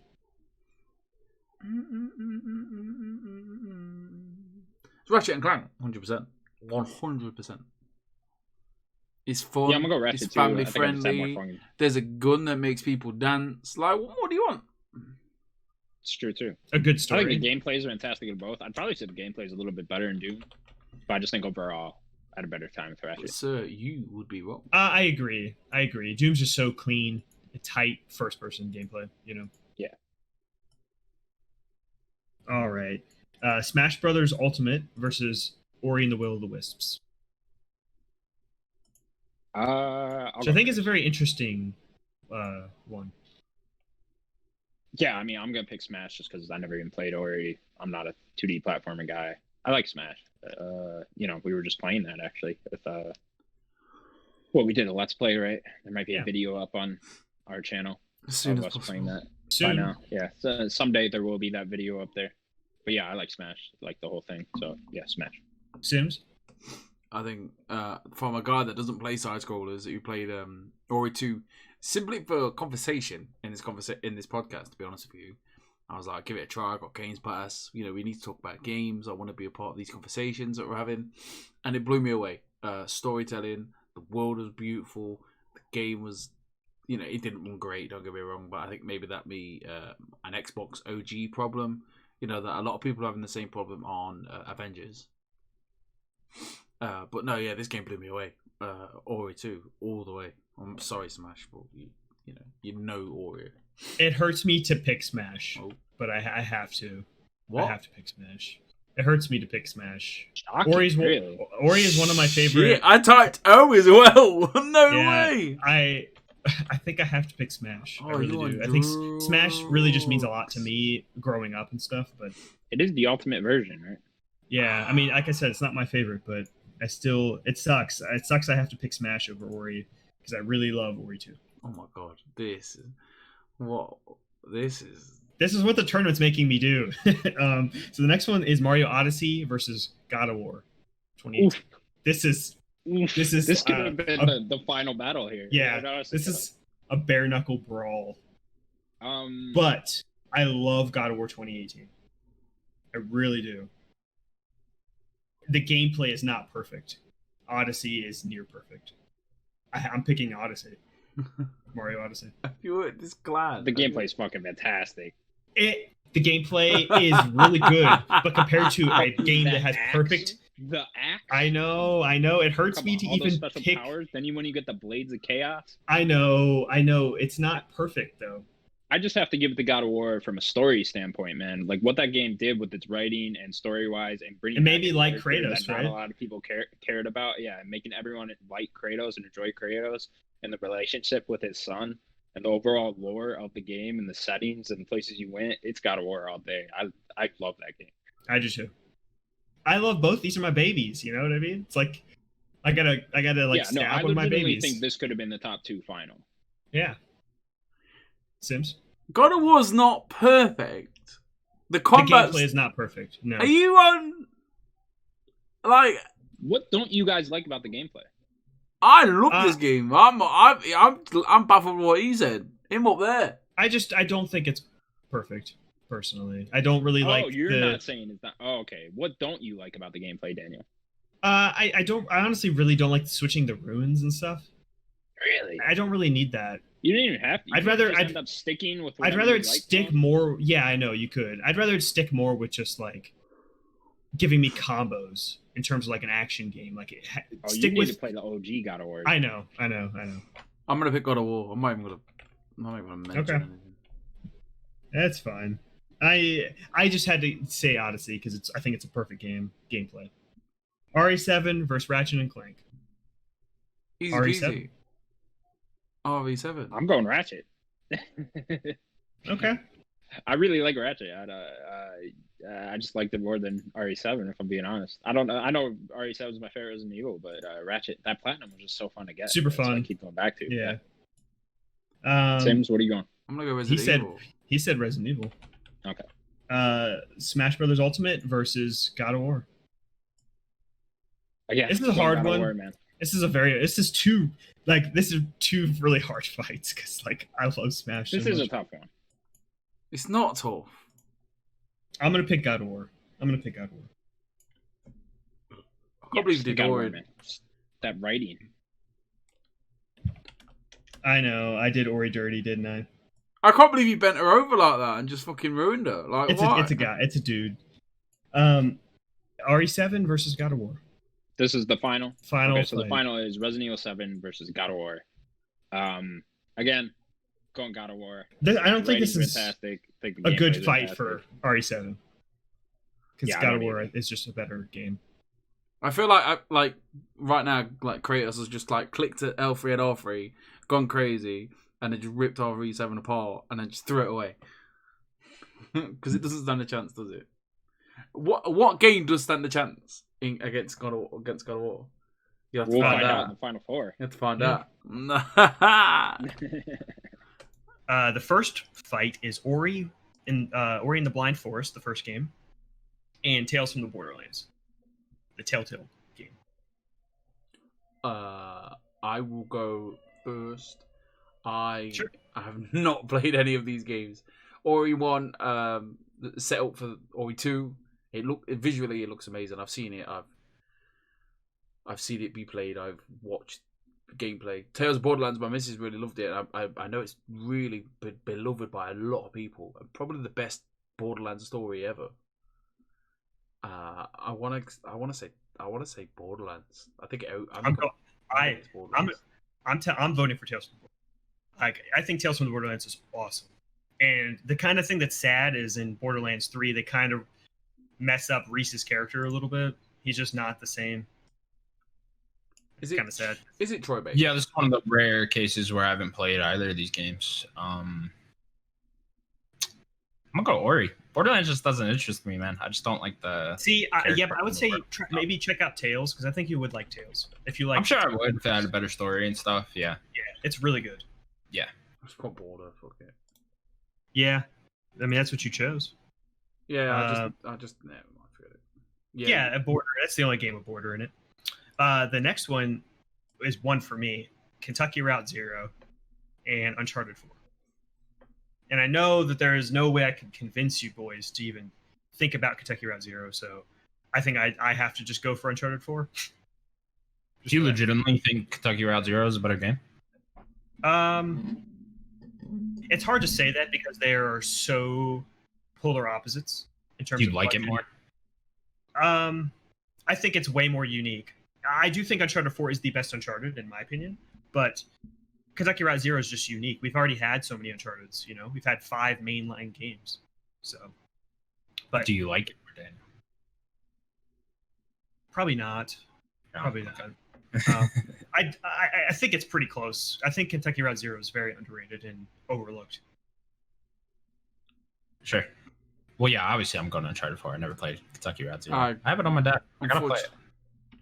Yeah, You should. I'm gonna say Uncharted. Unfortunately, God, I've not played it, which is a shame. Yeah, I think Kentucky is just a really cool game. The next one is Overwatch versus Breath of the Wild, which I think is 2 games pretty opposite. One's multiplayer only, and one's an amazing single player game. My problems with Breath of the Wild, but I will be voting for it because I've never played Overwatch. What was your problem? With Breath of the Wild? Yeah. I'm sure we'll get into it as it continues. Okay. I don't like the weapon breaking system. I don't like the stamina thing. What's that? You don't like the stamina? I don't like the stamina thing. I don't like the weapon breaking system. I think the world's empty in a lot of parts, overly empty in various areas. There's a lot of fields in Breath of the Wild. People don't like to talk about that. There's a lot of empty fields. The enemies, very boring to fight, I think. You fight the same enemies over and over again. High level enemies. That's when you start. It's fun when you come across one of those lions that are like horses or whatever the fuck. Yeah, it's cool when you come across that stuff, but those are so rare. I feel like you're just fighting trolls the whole time. Yeah. But I'm still picking Breath of the Wild. I do love that game though. I love. Go on. I do. It's not as good as Breath of the Wild. Yeah, Breath of the Wild is incredible. Overwatch for sure. My first Switch experience, played it. I wish I wasn't going against Breath of the Wild. Yeah, unfortunately, just how the cookie crumbles. Yeah, I enjoyed Breath of the Wild. Played it on the Switch, played it handheld, really loved it. Don't play Breath of the handheld. No, you gotta have a nice. Yeah, but I didn't have the Switch set up, and I couldn't be bothered, and it was just I just wanted to chill, and I was proper chilled out of it. Yeah. Really enjoyed it. I played a bit. I played a bit, but not too much. The next one is Devil May Cry 5 and Horizon Zero Dawn. I think is another cool one that they both have awesome gameplay. These games are just both super fun gameplay. In my opinion. Yeah, I'll just go first. I'm clearly picking Horizon. I loved Horizon Zero Dawn. It's one of my favorite games of the generation. I just think the combat of that, it's so smart. I love the story overall, the mystery of the world, Aloy as a character. I think all that put together, just the uniqueness of it. I mean, you're running around fighting robot dinosaurs with a bow and arrow. Like I said, this is like something I would dream up as a kid, and they made it into a video game. So yeah, I love that game. I like DMC5 too. That was my first Devil May Cry game that I fully played through and beat. I mean, I think DMC5 is like top tier gameplay. Yeah, I love the gameplay. Gameplay is great. All the combos are awesome. I wasn't a fan of the story in DMC5. Maybe it's because I don't have the context for the others. Yeah, sure. I mean, it kind of had like this goofy vibe to it too. I think it was honestly one of the better stories in my opinion for them. Okay. Yeah. I just wasn't a big fan of the story, but yeah, awesome gameplay. But yeah, I'm still going Horizon. Sims? I have a scratch on my screen. Okay. Devil May Cry was incredible. Very repetitive though. I don't know. I think I played so many of these like action games where you go into a room, the door gets locked, you beat a load of enemies, you move on to the next. I played so many of them. Like growing up, I was kind of over it. So now I play them, I'm like, I just can't bother anymore. I do have my problems with Horizon Zero Dawn, but I do believe Horizon's a better game than Devil May Cry. I like Horizon more as well, but I think Devil May Cry is just a very underrated. Why is my screen scratched? Okay. But I agree with both of you. Horizon's just really good. This next one's going to be very interesting. Wolfenstein New Colossus versus Life is Strange Season 2. Ooh. Yeah. You're hurting my soul here, man. These are two awesome games. That's tough. For me, I think that as a complete package, Wolfenstein's just so good. I have to pick Wolfenstein. That game is awesome. That's another overlooked game. Yeah, I'm gonna go Wolfenstein as well. I think as far as first person storytelling goes, that's top tier. Wolfenstein 2, man. It's up there. I love the gameplay in that, the dual wielding the weapons. What's his name? The main character? BJ Blazkowicz. Blazkowicz, yeah. He's a great main character to have, especially the way they made him come to life more as a first person character. You know, even compared to the first of the reboot, right? Yeah. Like, yeah. New Order. Oh, it's certainly the better one, right? Yeah. Yeah. And just that story overall, the vibe, the setting is great. Yeah, Wolfenstein all day. You're picking it too? Sweet. Yeah, I mean, for me, it was I didn't really enjoy it. I enjoyed. I don't know. I just didn't enjoy it, but I prefer it. I've not played Life is Strange, but I mean, it was alright. I don't like first person shooters. Yeah, I think your biggest issue with it. Yeah. I bought it. I enjoyed it for what it was. But yeah, I don't know. I don't know. I'm out of it anyway. I mean, if you have something to say, say it. No, I've not really played Life is Strange 2, so. Love Life is Strange 2 though. Just want. Yeah, no, nothing against that. Great. I think it's the worst of the Life is Strange. I mean, I agree. Out of the 3 games, I think so too, but it's very strong. Oh, you're counting Before the Storm as well? Yeah. If you count that as well. I'd probably say it's a little better than Before the Storm. I don't know. I like Before the Storm. Is Life is Strange 2 the one with the boys? Yes. Yeah. The brothers. They're on Games Pass, aren't they? Yeah, all of it was. I would check it again. I'll have a look. Next one is Assassin's Creed Odyssey versus Arkham Knight. And like this one's easy for me. Not close. Arkham Knight all day. I don't like Assassin's Creed Odyssey. I think it's visually beautiful. The scenery, character models just don't look good. But I don't like Assassin's Creed Odyssey, so Connor? Arkham Knight. Yeah, I think Arkham Knight is the worst of the Arkham games, but I still like it more in Odyssey.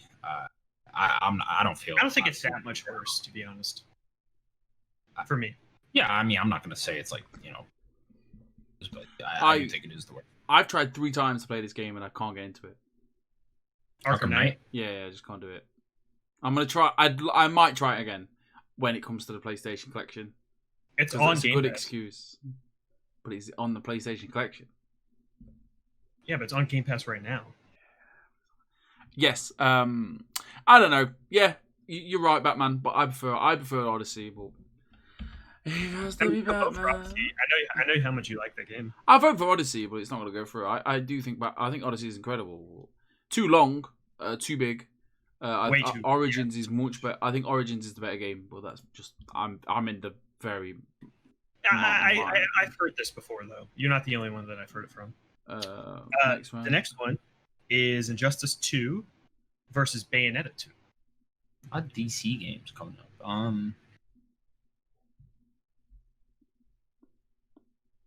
Should I go first? We're including Bayonetta 2. Yeah. I mean, this is 2014 was still this gen. Yeah. I mean, we've included other Wii games. Okay.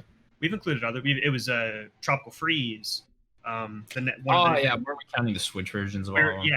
It doesn't matter. Captain Toad, we're including them. I'm gonna go Injustice 2.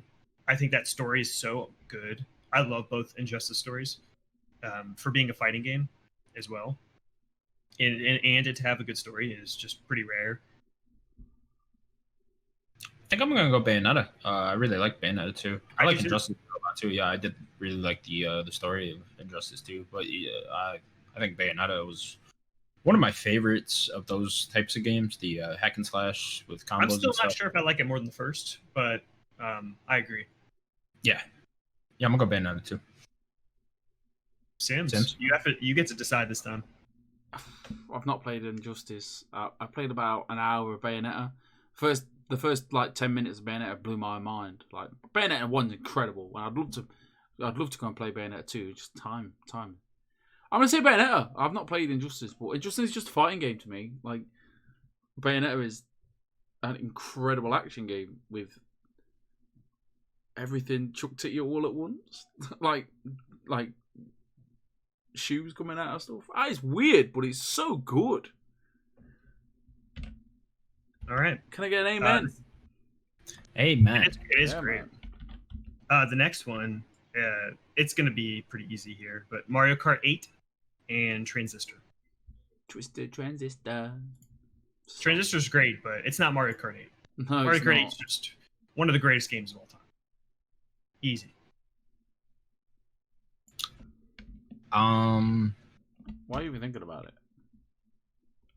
Because I'm gonna pick Transistor. I love Transistor. I love Transistor. I know. What is Transistor? Like Mario Kart 8 has gone down so much in my mind since CTR came out because it's just that's how a kart racer should be made, in my opinion. Yeah, I need to play CTR. I really do. Yeah, I just think there's so much like skill involved in CTR, and there's just no skill involved in Mario Kart. Like it's just all luck. But I do really like Mario Kart though. But yeah, I love Transistor. Transistor is one of my. I played it this year. Games that came out in the generation that I really like. You know, we were just talking about Supergiant games with the Hades game. Yeah, I love all the things they put out. So yeah, I'm gonna go with Transistor. Daniel? I said Mario Kart 8. I'm gonna say Mario Kart 8. I don't even know what Transistor is, and you can tell me after the show. We've talked about. I played it this year. So the next one's Tales from the Borderlands versus Uncharted 4. And I think we're gonna have a hard time going against Uncharted 4 in this one. Like, I think Tales is a really good story, pretty unique story, but it's not. I still don't think it's as good as Uncharted 4. I have to go for that. Yeah, like I said, I haven't played Tales from the Borderlands, but Uncharted 4 is my favorite Uncharted. So me too. I'm surprised you said Uncharted 4. Yeah. Sims, you too? 100%. Yeah. Yeah. It's hard to. This next one. This is the fight. This next one. Breath of the Wild versus Horizon Zero Dawn. This is the fight. Take me back to 2017. I know. This is the fight. This is 2017 fight. Everybody started Horizon, and then everybody stopped playing Horizon. I didn't. No, I didn't. I beat it and then went to it. Fucking Horizon. One has better gameplay, and that's how I have to choose it. Horizon Zero Dawn, easy. 100%. I love Breath of the Wild. Better world, better story. Breath of the Wild doesn't even have a story. Breath of the Wild still might be in like my top 25 ever, but it's not Horizon. It's not as good as Horizon. No, easy. It isn't. The open world structure, Breath of the Wild, there's a lot wrong with it. Where compared to Horizon, I love the climbing, and that's good. Climbing, sure, that's fine, but like you get up there and it's just a field of grass. It's just like okay. It's more about the exploration in there, and it's more about the combat in Horizon. Yeah, you can explore a lot and find another field of grass or a field of snow or. No, it's the Korok seeds. That's what you're looking for. Kind of thing. Those are really cool. I love the shrines in Breath of the Wild as well. I think that's what. That would be the argument to put it against Horizon. Sims? I know you're going for Breath of the Wild. I'm not saying anything. Okay. Let's just move on. Wolfenstein. I'm not angry. Wolfenstein 2. Just disappointed. Wolfenstein New Colossus and Arkham Knight. I'm gonna go Wolfenstein. I think Wolfenstein all day. Yeah, man. I think it's one of the best first-person shooter stories. The gameplay in that I think is great. Still overlooked. Easy. Arkham Knight's great too, though. Yeah, you know, but I think Wolfenstein's so overlooked, man. That game. Is it? Yeah, it didn't. It critically did well, but it just people need to play that game. They really do. We got Bayonetta 2 versus Mario Kart 8. Sims. What'd you pick? Yeah.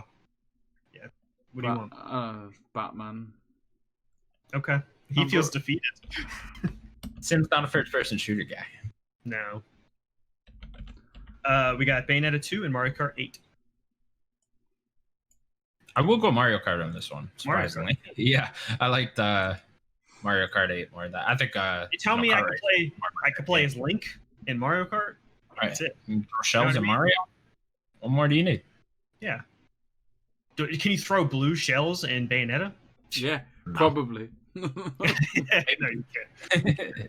Mario Kart 8, yeah. Mario Kart 8. We got Uncharted 4 versus Horizon Zero Dawn. Ooh, that's tough. It's a good one.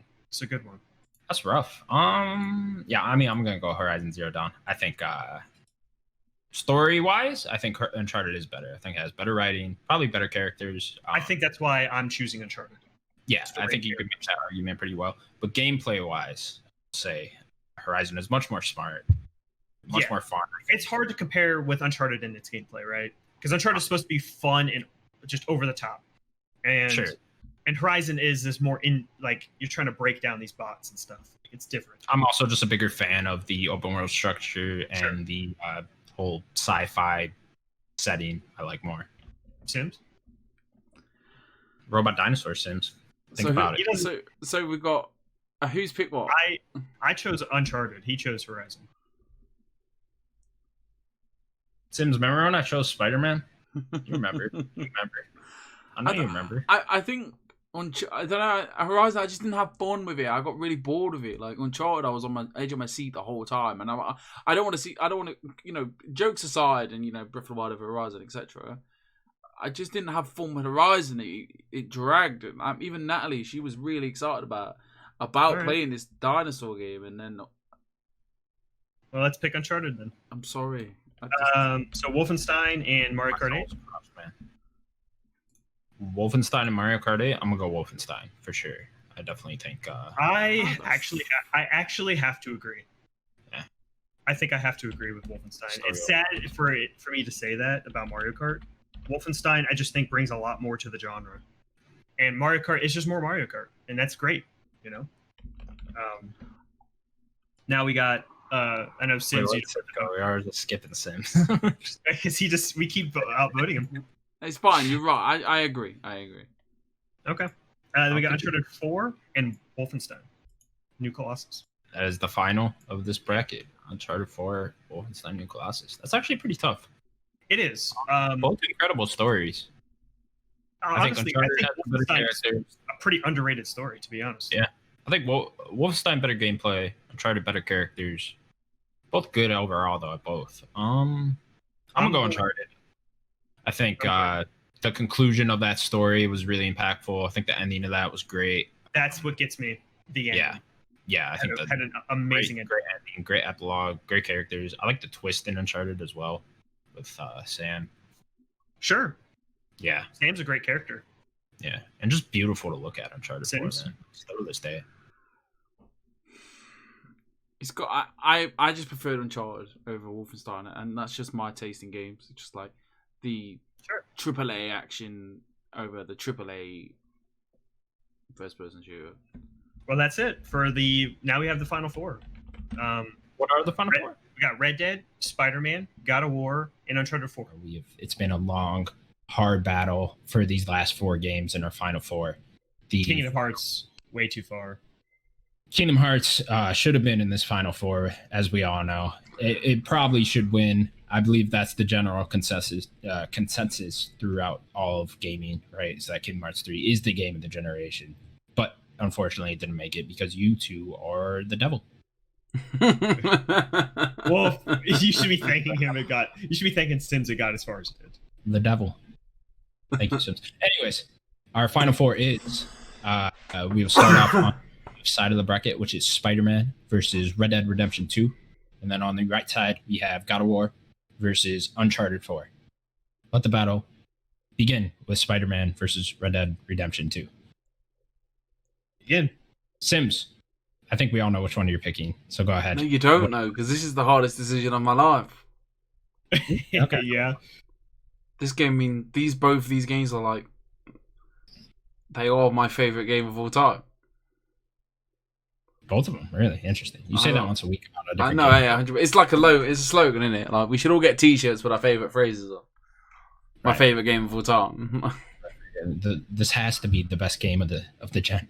I mean, they're both complete. Like Spider-Man, we get to have a discussion about it. Like a month apart as well. Red Dead has, to me, the best story of the generation. I think pretty handily.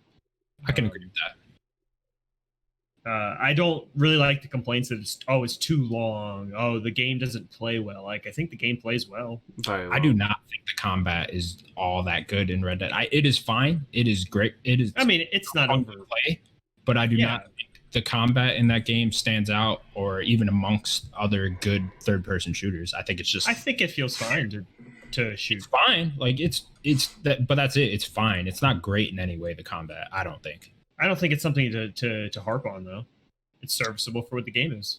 No, but when we're talking about the game of the generation and the gameplay... You know what feels good? Riding on your horse as Arthur. Sure, just you know, riding. good though, riding on your horse and shooting guys. It doesn't feel bad. I don't think it feels that bad. The game is just the story's perfectly paced. I mean, I say perfectly. Like the beginning's very slow, but it's slow for a reason. And the game, as it slowly starts to ramp up, and like the spoilers for Red Dead, like the little, like there's a big story part and where Arthur finds out that he's not very well. He's sick, as the Americans would say. But you notice, like, you know, he's coughing, and you don't really realize it until you're like, oh yeah, he has been coughing. And then obviously I won't spoil it, but he was slowly coughing for a while. Yeah, and you don't really, you kind of just think it's the game. Like, you just kind of think it's that. The camera at his face, you see him slowly getting sick, right? You can see his face. Yeah, he's slowly. Crazy. You just think it's just, I don't know. I guess it's stress. I mean, what I also love about that is you can see the exact moment when he gets sick. So it's tuberculosis that he gets. We're gonna spoil parts of this game, but he gets tuberculosis. Especially these 4 games. You can see the exact moment. So Arthur gets sent on a mission to collect money, I believe, from the German guy. From the German guy, from like a small German family, and that's just like trying to. No. The German guy is the one that sends you. It's the debt collector. Yeah, okay. So debt collector. Anyways, he goes to this house. There's this man there that's sick, and that's the man. He has tuberculosis, and Arthur he coughs in his face. Arthur has to beat him up. You have to beat him up as Arthur, and he ends up coughing in your face. He coughs blood in Arthur's mouth, where he actually like spits it out and stuff. So you can actually go back and see the moment when he gets sick. It's crazy. I mean, I've heard numerous reasons why. I think that is the main one. I think there is other like. You can get TV from a lot of different rumors or whatever. I want to say rumors, but what are they called? Speculations, conversation pieces about it. The game is incredible. The sudden the music cues in the game, like, you have to go from one place to the other, and that it's the game. This is a moment, and the soundtrack, and I love this game so much. If this game gets remastered on the Xbox, on the PS5, oh my days. Like, I think it has the best open world. Like, it's beautiful. So lived in. I disagree. Beautiful. Okay.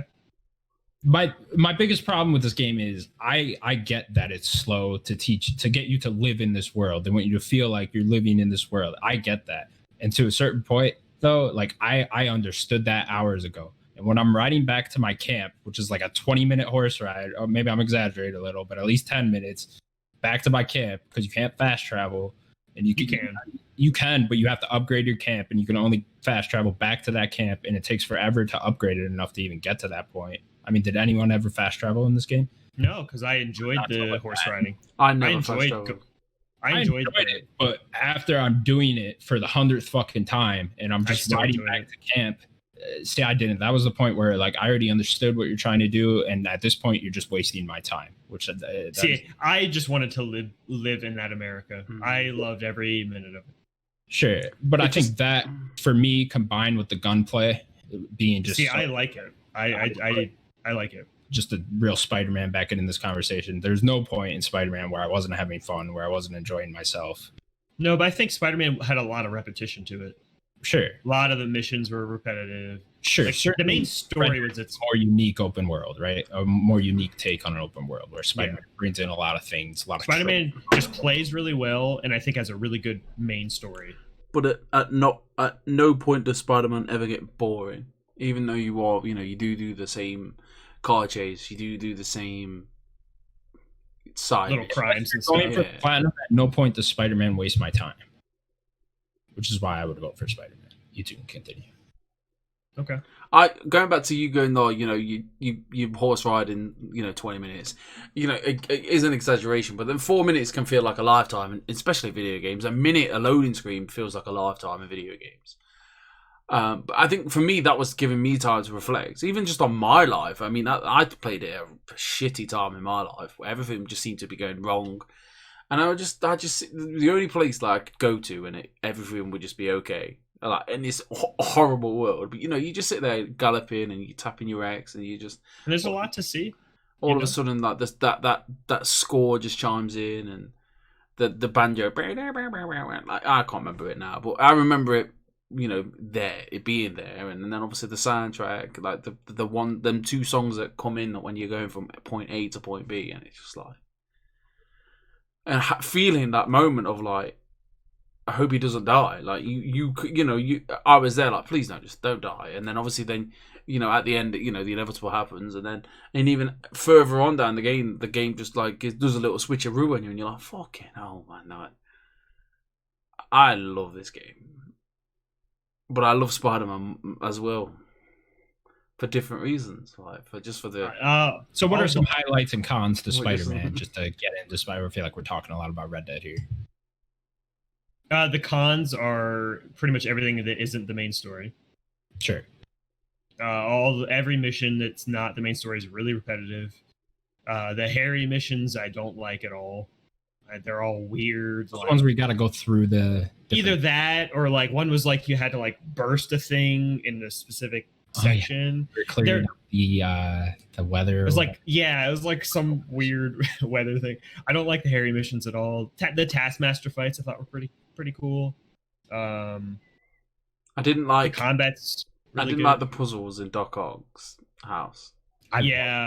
They're whatever. I hate them. I love that. I love those little bars. I hate puzzles. But they did have the whole skip this, son. Yeah. Yeah. My biggest hate for Spider-Man is, of course, the character model. Just fucking horrible. I wish that the next version of it would make a new one. Like I wish they just remake it, I mean, that'd be great. Fuck. Make them look better. But yeah, my biggest con for Spider-Man is just takes a lot of tropes from the other open world games, right?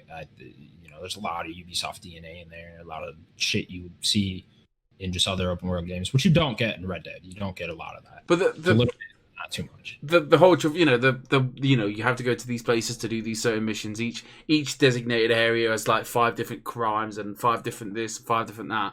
But then the traversal, like the swinging, is just so good. Like you don't mind going from point A to point B to point A to point B because you just have you just do it in so many different ways, and you master the L1 R1 zip, press X at the right time to go even faster, to then dive bomb to feel that all the velocity hitting you, and then at the last minute, and then you get the whole woohoo. Because sometimes he gives it a good, he gives some verbal feedback. I don't know. I'm gonna vote for Red Dead. Daniel going with Red Dead. Sims, down to you here. Spider-Man versus Red Dead Redemption 2. We should have started with him voting because we know he. We tried. Yeah, we tried. You ultimately have the choice. They both mean to me. Red fantastic. Dead is my game of the generation, personally. That is my personal. Maybe we'll get more into that after. Sure. Yeah, we can run around after and say what all our personal games are. Yeah, that'd be cool. It's Red Dead. Red Dead. Red Dead it is. On to the final. Red Dead you go. Welcome, Arthur Morgan. Yes.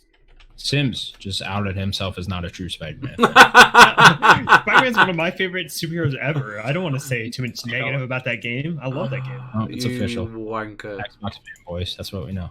All right, next up. God of War versus Uncharted 4. God of War 2018 to be in particular.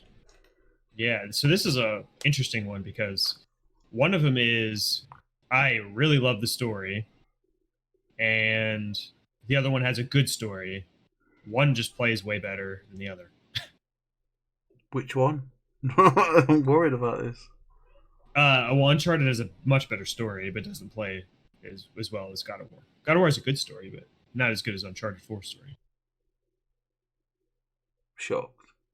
I don't agree with that at all. I don't agree. I think you're on drugs. I think you're taking some class A good stuff. You think that God of War has a better story than Uncharted? Man, I think the stuff with Boulder is some of the best writing that this generation has seen. I think the stuff with Freya is great. All that. Even the twins like in the shops. I like them, but especially after Red Dead, the overall arc of Kratos raising Atreus to be a god through this story, I think that's better than Uncharted 4 overall. But I mean, when you're comparing gameplay, clearly God of War is better. I think. I don't think there's really too much. I never have had a problem with Uncharted's gameplay. I think it's just I fun either. shooting. I think it's great. Yeah. Yeah. I think much like Red Dead 2, I think it's just fine. It's there. It's playable. It's great. You know, you just run around and shoot people. You know? Yeah. I think it's even the stuff with the rope in Uncharted 4 to make it feel a little. Yeah, you have that little grapple and you run and. Yeah. That's another plus for Uncharted 4. I do love Uncharted 4. I love the ending. It's one of my favorite games. It's got one of the best endings. Yeah, I think it closes a series out better than any game, right? Like for ending a series, I think I don't think it's really matched, right? I agree. Games, yeah, and yeah, the characters I would probably say in Uncharted 4 are a little bit better, a bit more memorable. Obviously, we've grown with those characters, you know, Sully, Elena, Nate, of course, and then his brother. Like they introduced a brand new character that twist, like game. Yeah, and like initially, like, oh, we don't need a brother for Nate. Like, what is this? And then I love Sam. Like, Sam's an awesome character. Sure, we get him in Lost Legacy for that one scene or whatever. Yeah. And then go back to God of War for me. It certainly has my favorite moment of this gen. I don't know how much this moment hits if people didn't play the other God of War. It hits. Yeah, I'm sure it does. It hits for me. Where, you know, Atreus is sick or whatever, and Kratos needs to go to whatever the version of hell was, Helheim. Right? No, he needs to go. No, he goes to the frozen area. That's the version of hell, isn't it? No, Helheim's the other area. Is it? That's the challenge area. That's Helheim. Regardless, back to the moment he goes, I need a weapon, or I know of a weapon, right? Or he can't fight the things there, and he's like, I know of a weapon, and then he goes back on the boat, rides back home. You get the great Athena scene where he says, I'm no longer your monster. Just great writing, great moment. He picks up the Blades of Chaos. You see those for the first time. Now I'm just like fucking on the edge of my seat height at this point, you know. I just that moment meant so much to me that, you know, I think I put it above Uncharted just for that moment. So the Athena scene, sorry, like, so is that from like God of War 3 or? So Athena is in God of War 1 through 3. She's probably in Ascension too. She basically like not controls Kratos throughout those games, but influences all his moves throughout those games. It's basically working for her for some of those games. Some of them he's not. You know, you'd have to play that whole thing. There's a lot of story there. But yeah, that, and I think combined with it being the perfect platinum for me, I know that's just like a me thing, but I mean, just the side contact, I think the Valkyrie fights I thought were all amazing. Going around, getting the different collectibles, the secret ending you can find, stuff like that. I think all that stuff was just great. Sims. Yeah, what do you have to say? Uncharted for me are yeah, you're not the biggest Uncharted guy, are you? I don't know, they're just impulse, but I mean me and Natalie just played them together just for back in the day. I was never a PS3 guy, so I always knew of the Uncharted series, so I was like, Nat, which was early days, me and Natalie's relationship. We just played Uncharted 1, 2 together, and then obviously 3 came out, we played 3. They're not the most, for me, they're not the most memorable games. They're just like action packed, you know, explosions, gunfire. I can never remember the story. I mean, number 4, I remember the ending. I remember the pirate stuff. I don't know, it's just very forgettable. But God of War I can never forget about it. Like the interactions with his son and is it Mimir? Mimir, that's it. Best character in the game. Yeah, 100%. Like, definitely. Yeah. I won't even sell God of War that much. Like, it's God of War for me, 100%. Like, I mean, we could talk about it maybe I don't know, now or next week, but it's incredible. Like the game, like for me as a father, and like just the journey that they have together. The Blades of Chaos scene didn't really hit for me. It was more the little scenes that hit for me of just Atreus just getting him like going to touch his back.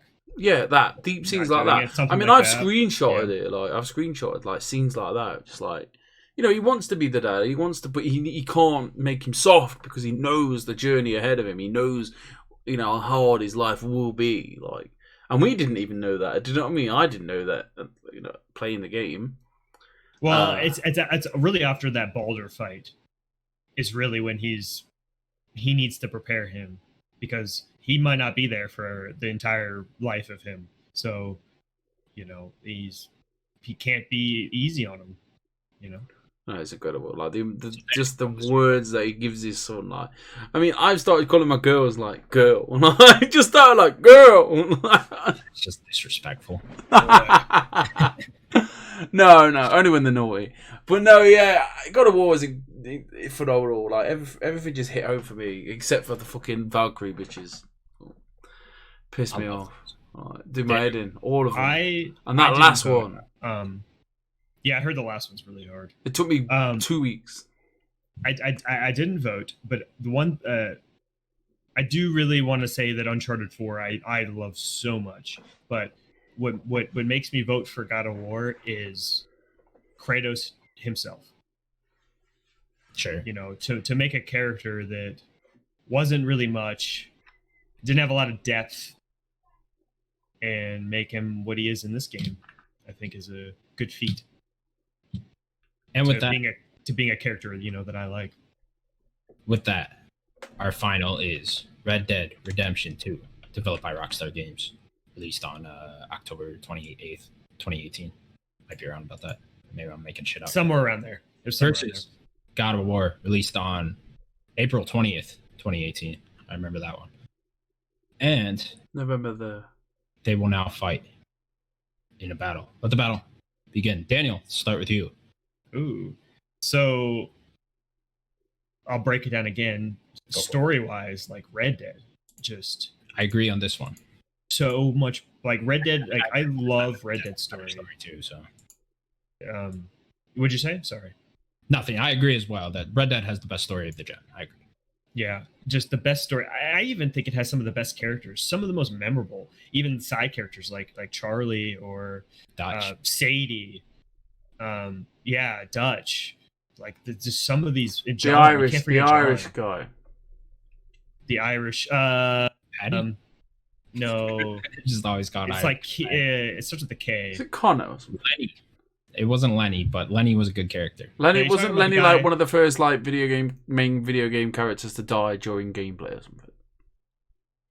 That was Lenny. I don't know.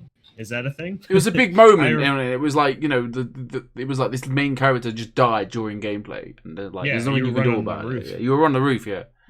The Irish bloke, always getting Sean or something. Yeah, he was a part of the other opposing faction that you kidnapped, basically. And he was like a good lad. He grew on me. He was kidnapped, and then you bring him back. No, I think it was Sean. No, he was part of the gang. He was like an Irish bloke, and I'm thinking of a different guy. I'm thinking of the other Irish guy. What happened to him? You kidnapped him, didn't you? Then what? He gets. Do you want me to tell you?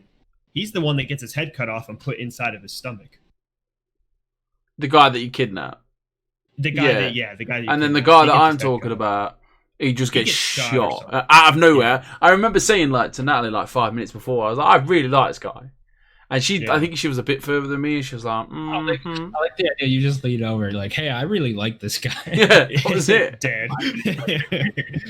Yeah, he's actually the guy you saved. He's hanging. You have to cut him down or whatever. Yeah. I'd love to replay that game. To the argument. I'm sorry. Who cares about his fucking name? Okay. I do agree. Red Dead has a better story. I'm gonna vote for Red Dead overall. Daniel's gonna vote for Red Dead. I just love God of War, man. I think God of War might be my game of the gen. We'll discuss that after, but I think the combat mixed with the story, mixed with those moments that I was talking about earlier. Kratos as a character, the Mimir stories, when you sat on the boat and just listened to his stories, stuff like that, so memorable to me. Just that weekend I had playing through that game was just. You did it in a weekend? I did, yeah. I did it pretty quick. That fucking game, yeah. Red Dead took me a month, which I loved Red Dead too. I loved that month, that whole month where I was just a cowboy. What do you want to vote for, Sims? So yeah, I'm voting for God of War. You got to vote, Sims. You're the deciding choice. I don't like this. This is too much pressure. It is. There's only 3 of us. That's why. Pick a game. You can talk through it, Sims. Go ahead. What are you thinking, man? I don't know. Like Red Dead helped to like Red Dead. Whatever you like. This is very God of War. Like, you know, at the moments where it's like I feel that anger like with your son, like especially with the son, like just like when he's been a little shit and you're just like, listen, you don't know nothing. Do you know what I mean? Like, you have no clue what's going on in out there. He's naive. He's a naive little kid. And then, but Red Dead, man, there's just a journey in it. Like, there's just moment to moment, like deep. There's so many meanings, so many layers to it. Like, you're gonna have to pick. This is all on you. I don't like the pressure. It is a ton of pressure. My headset ran out of battery. Okay.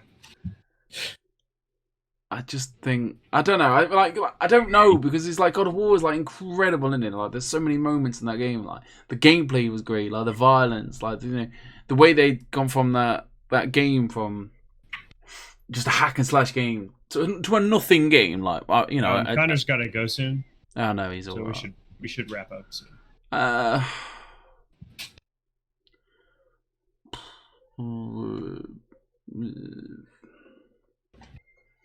I'm not going to influence you, so you need to be the one to pick. It is all on you. I know it's a lot of pressure.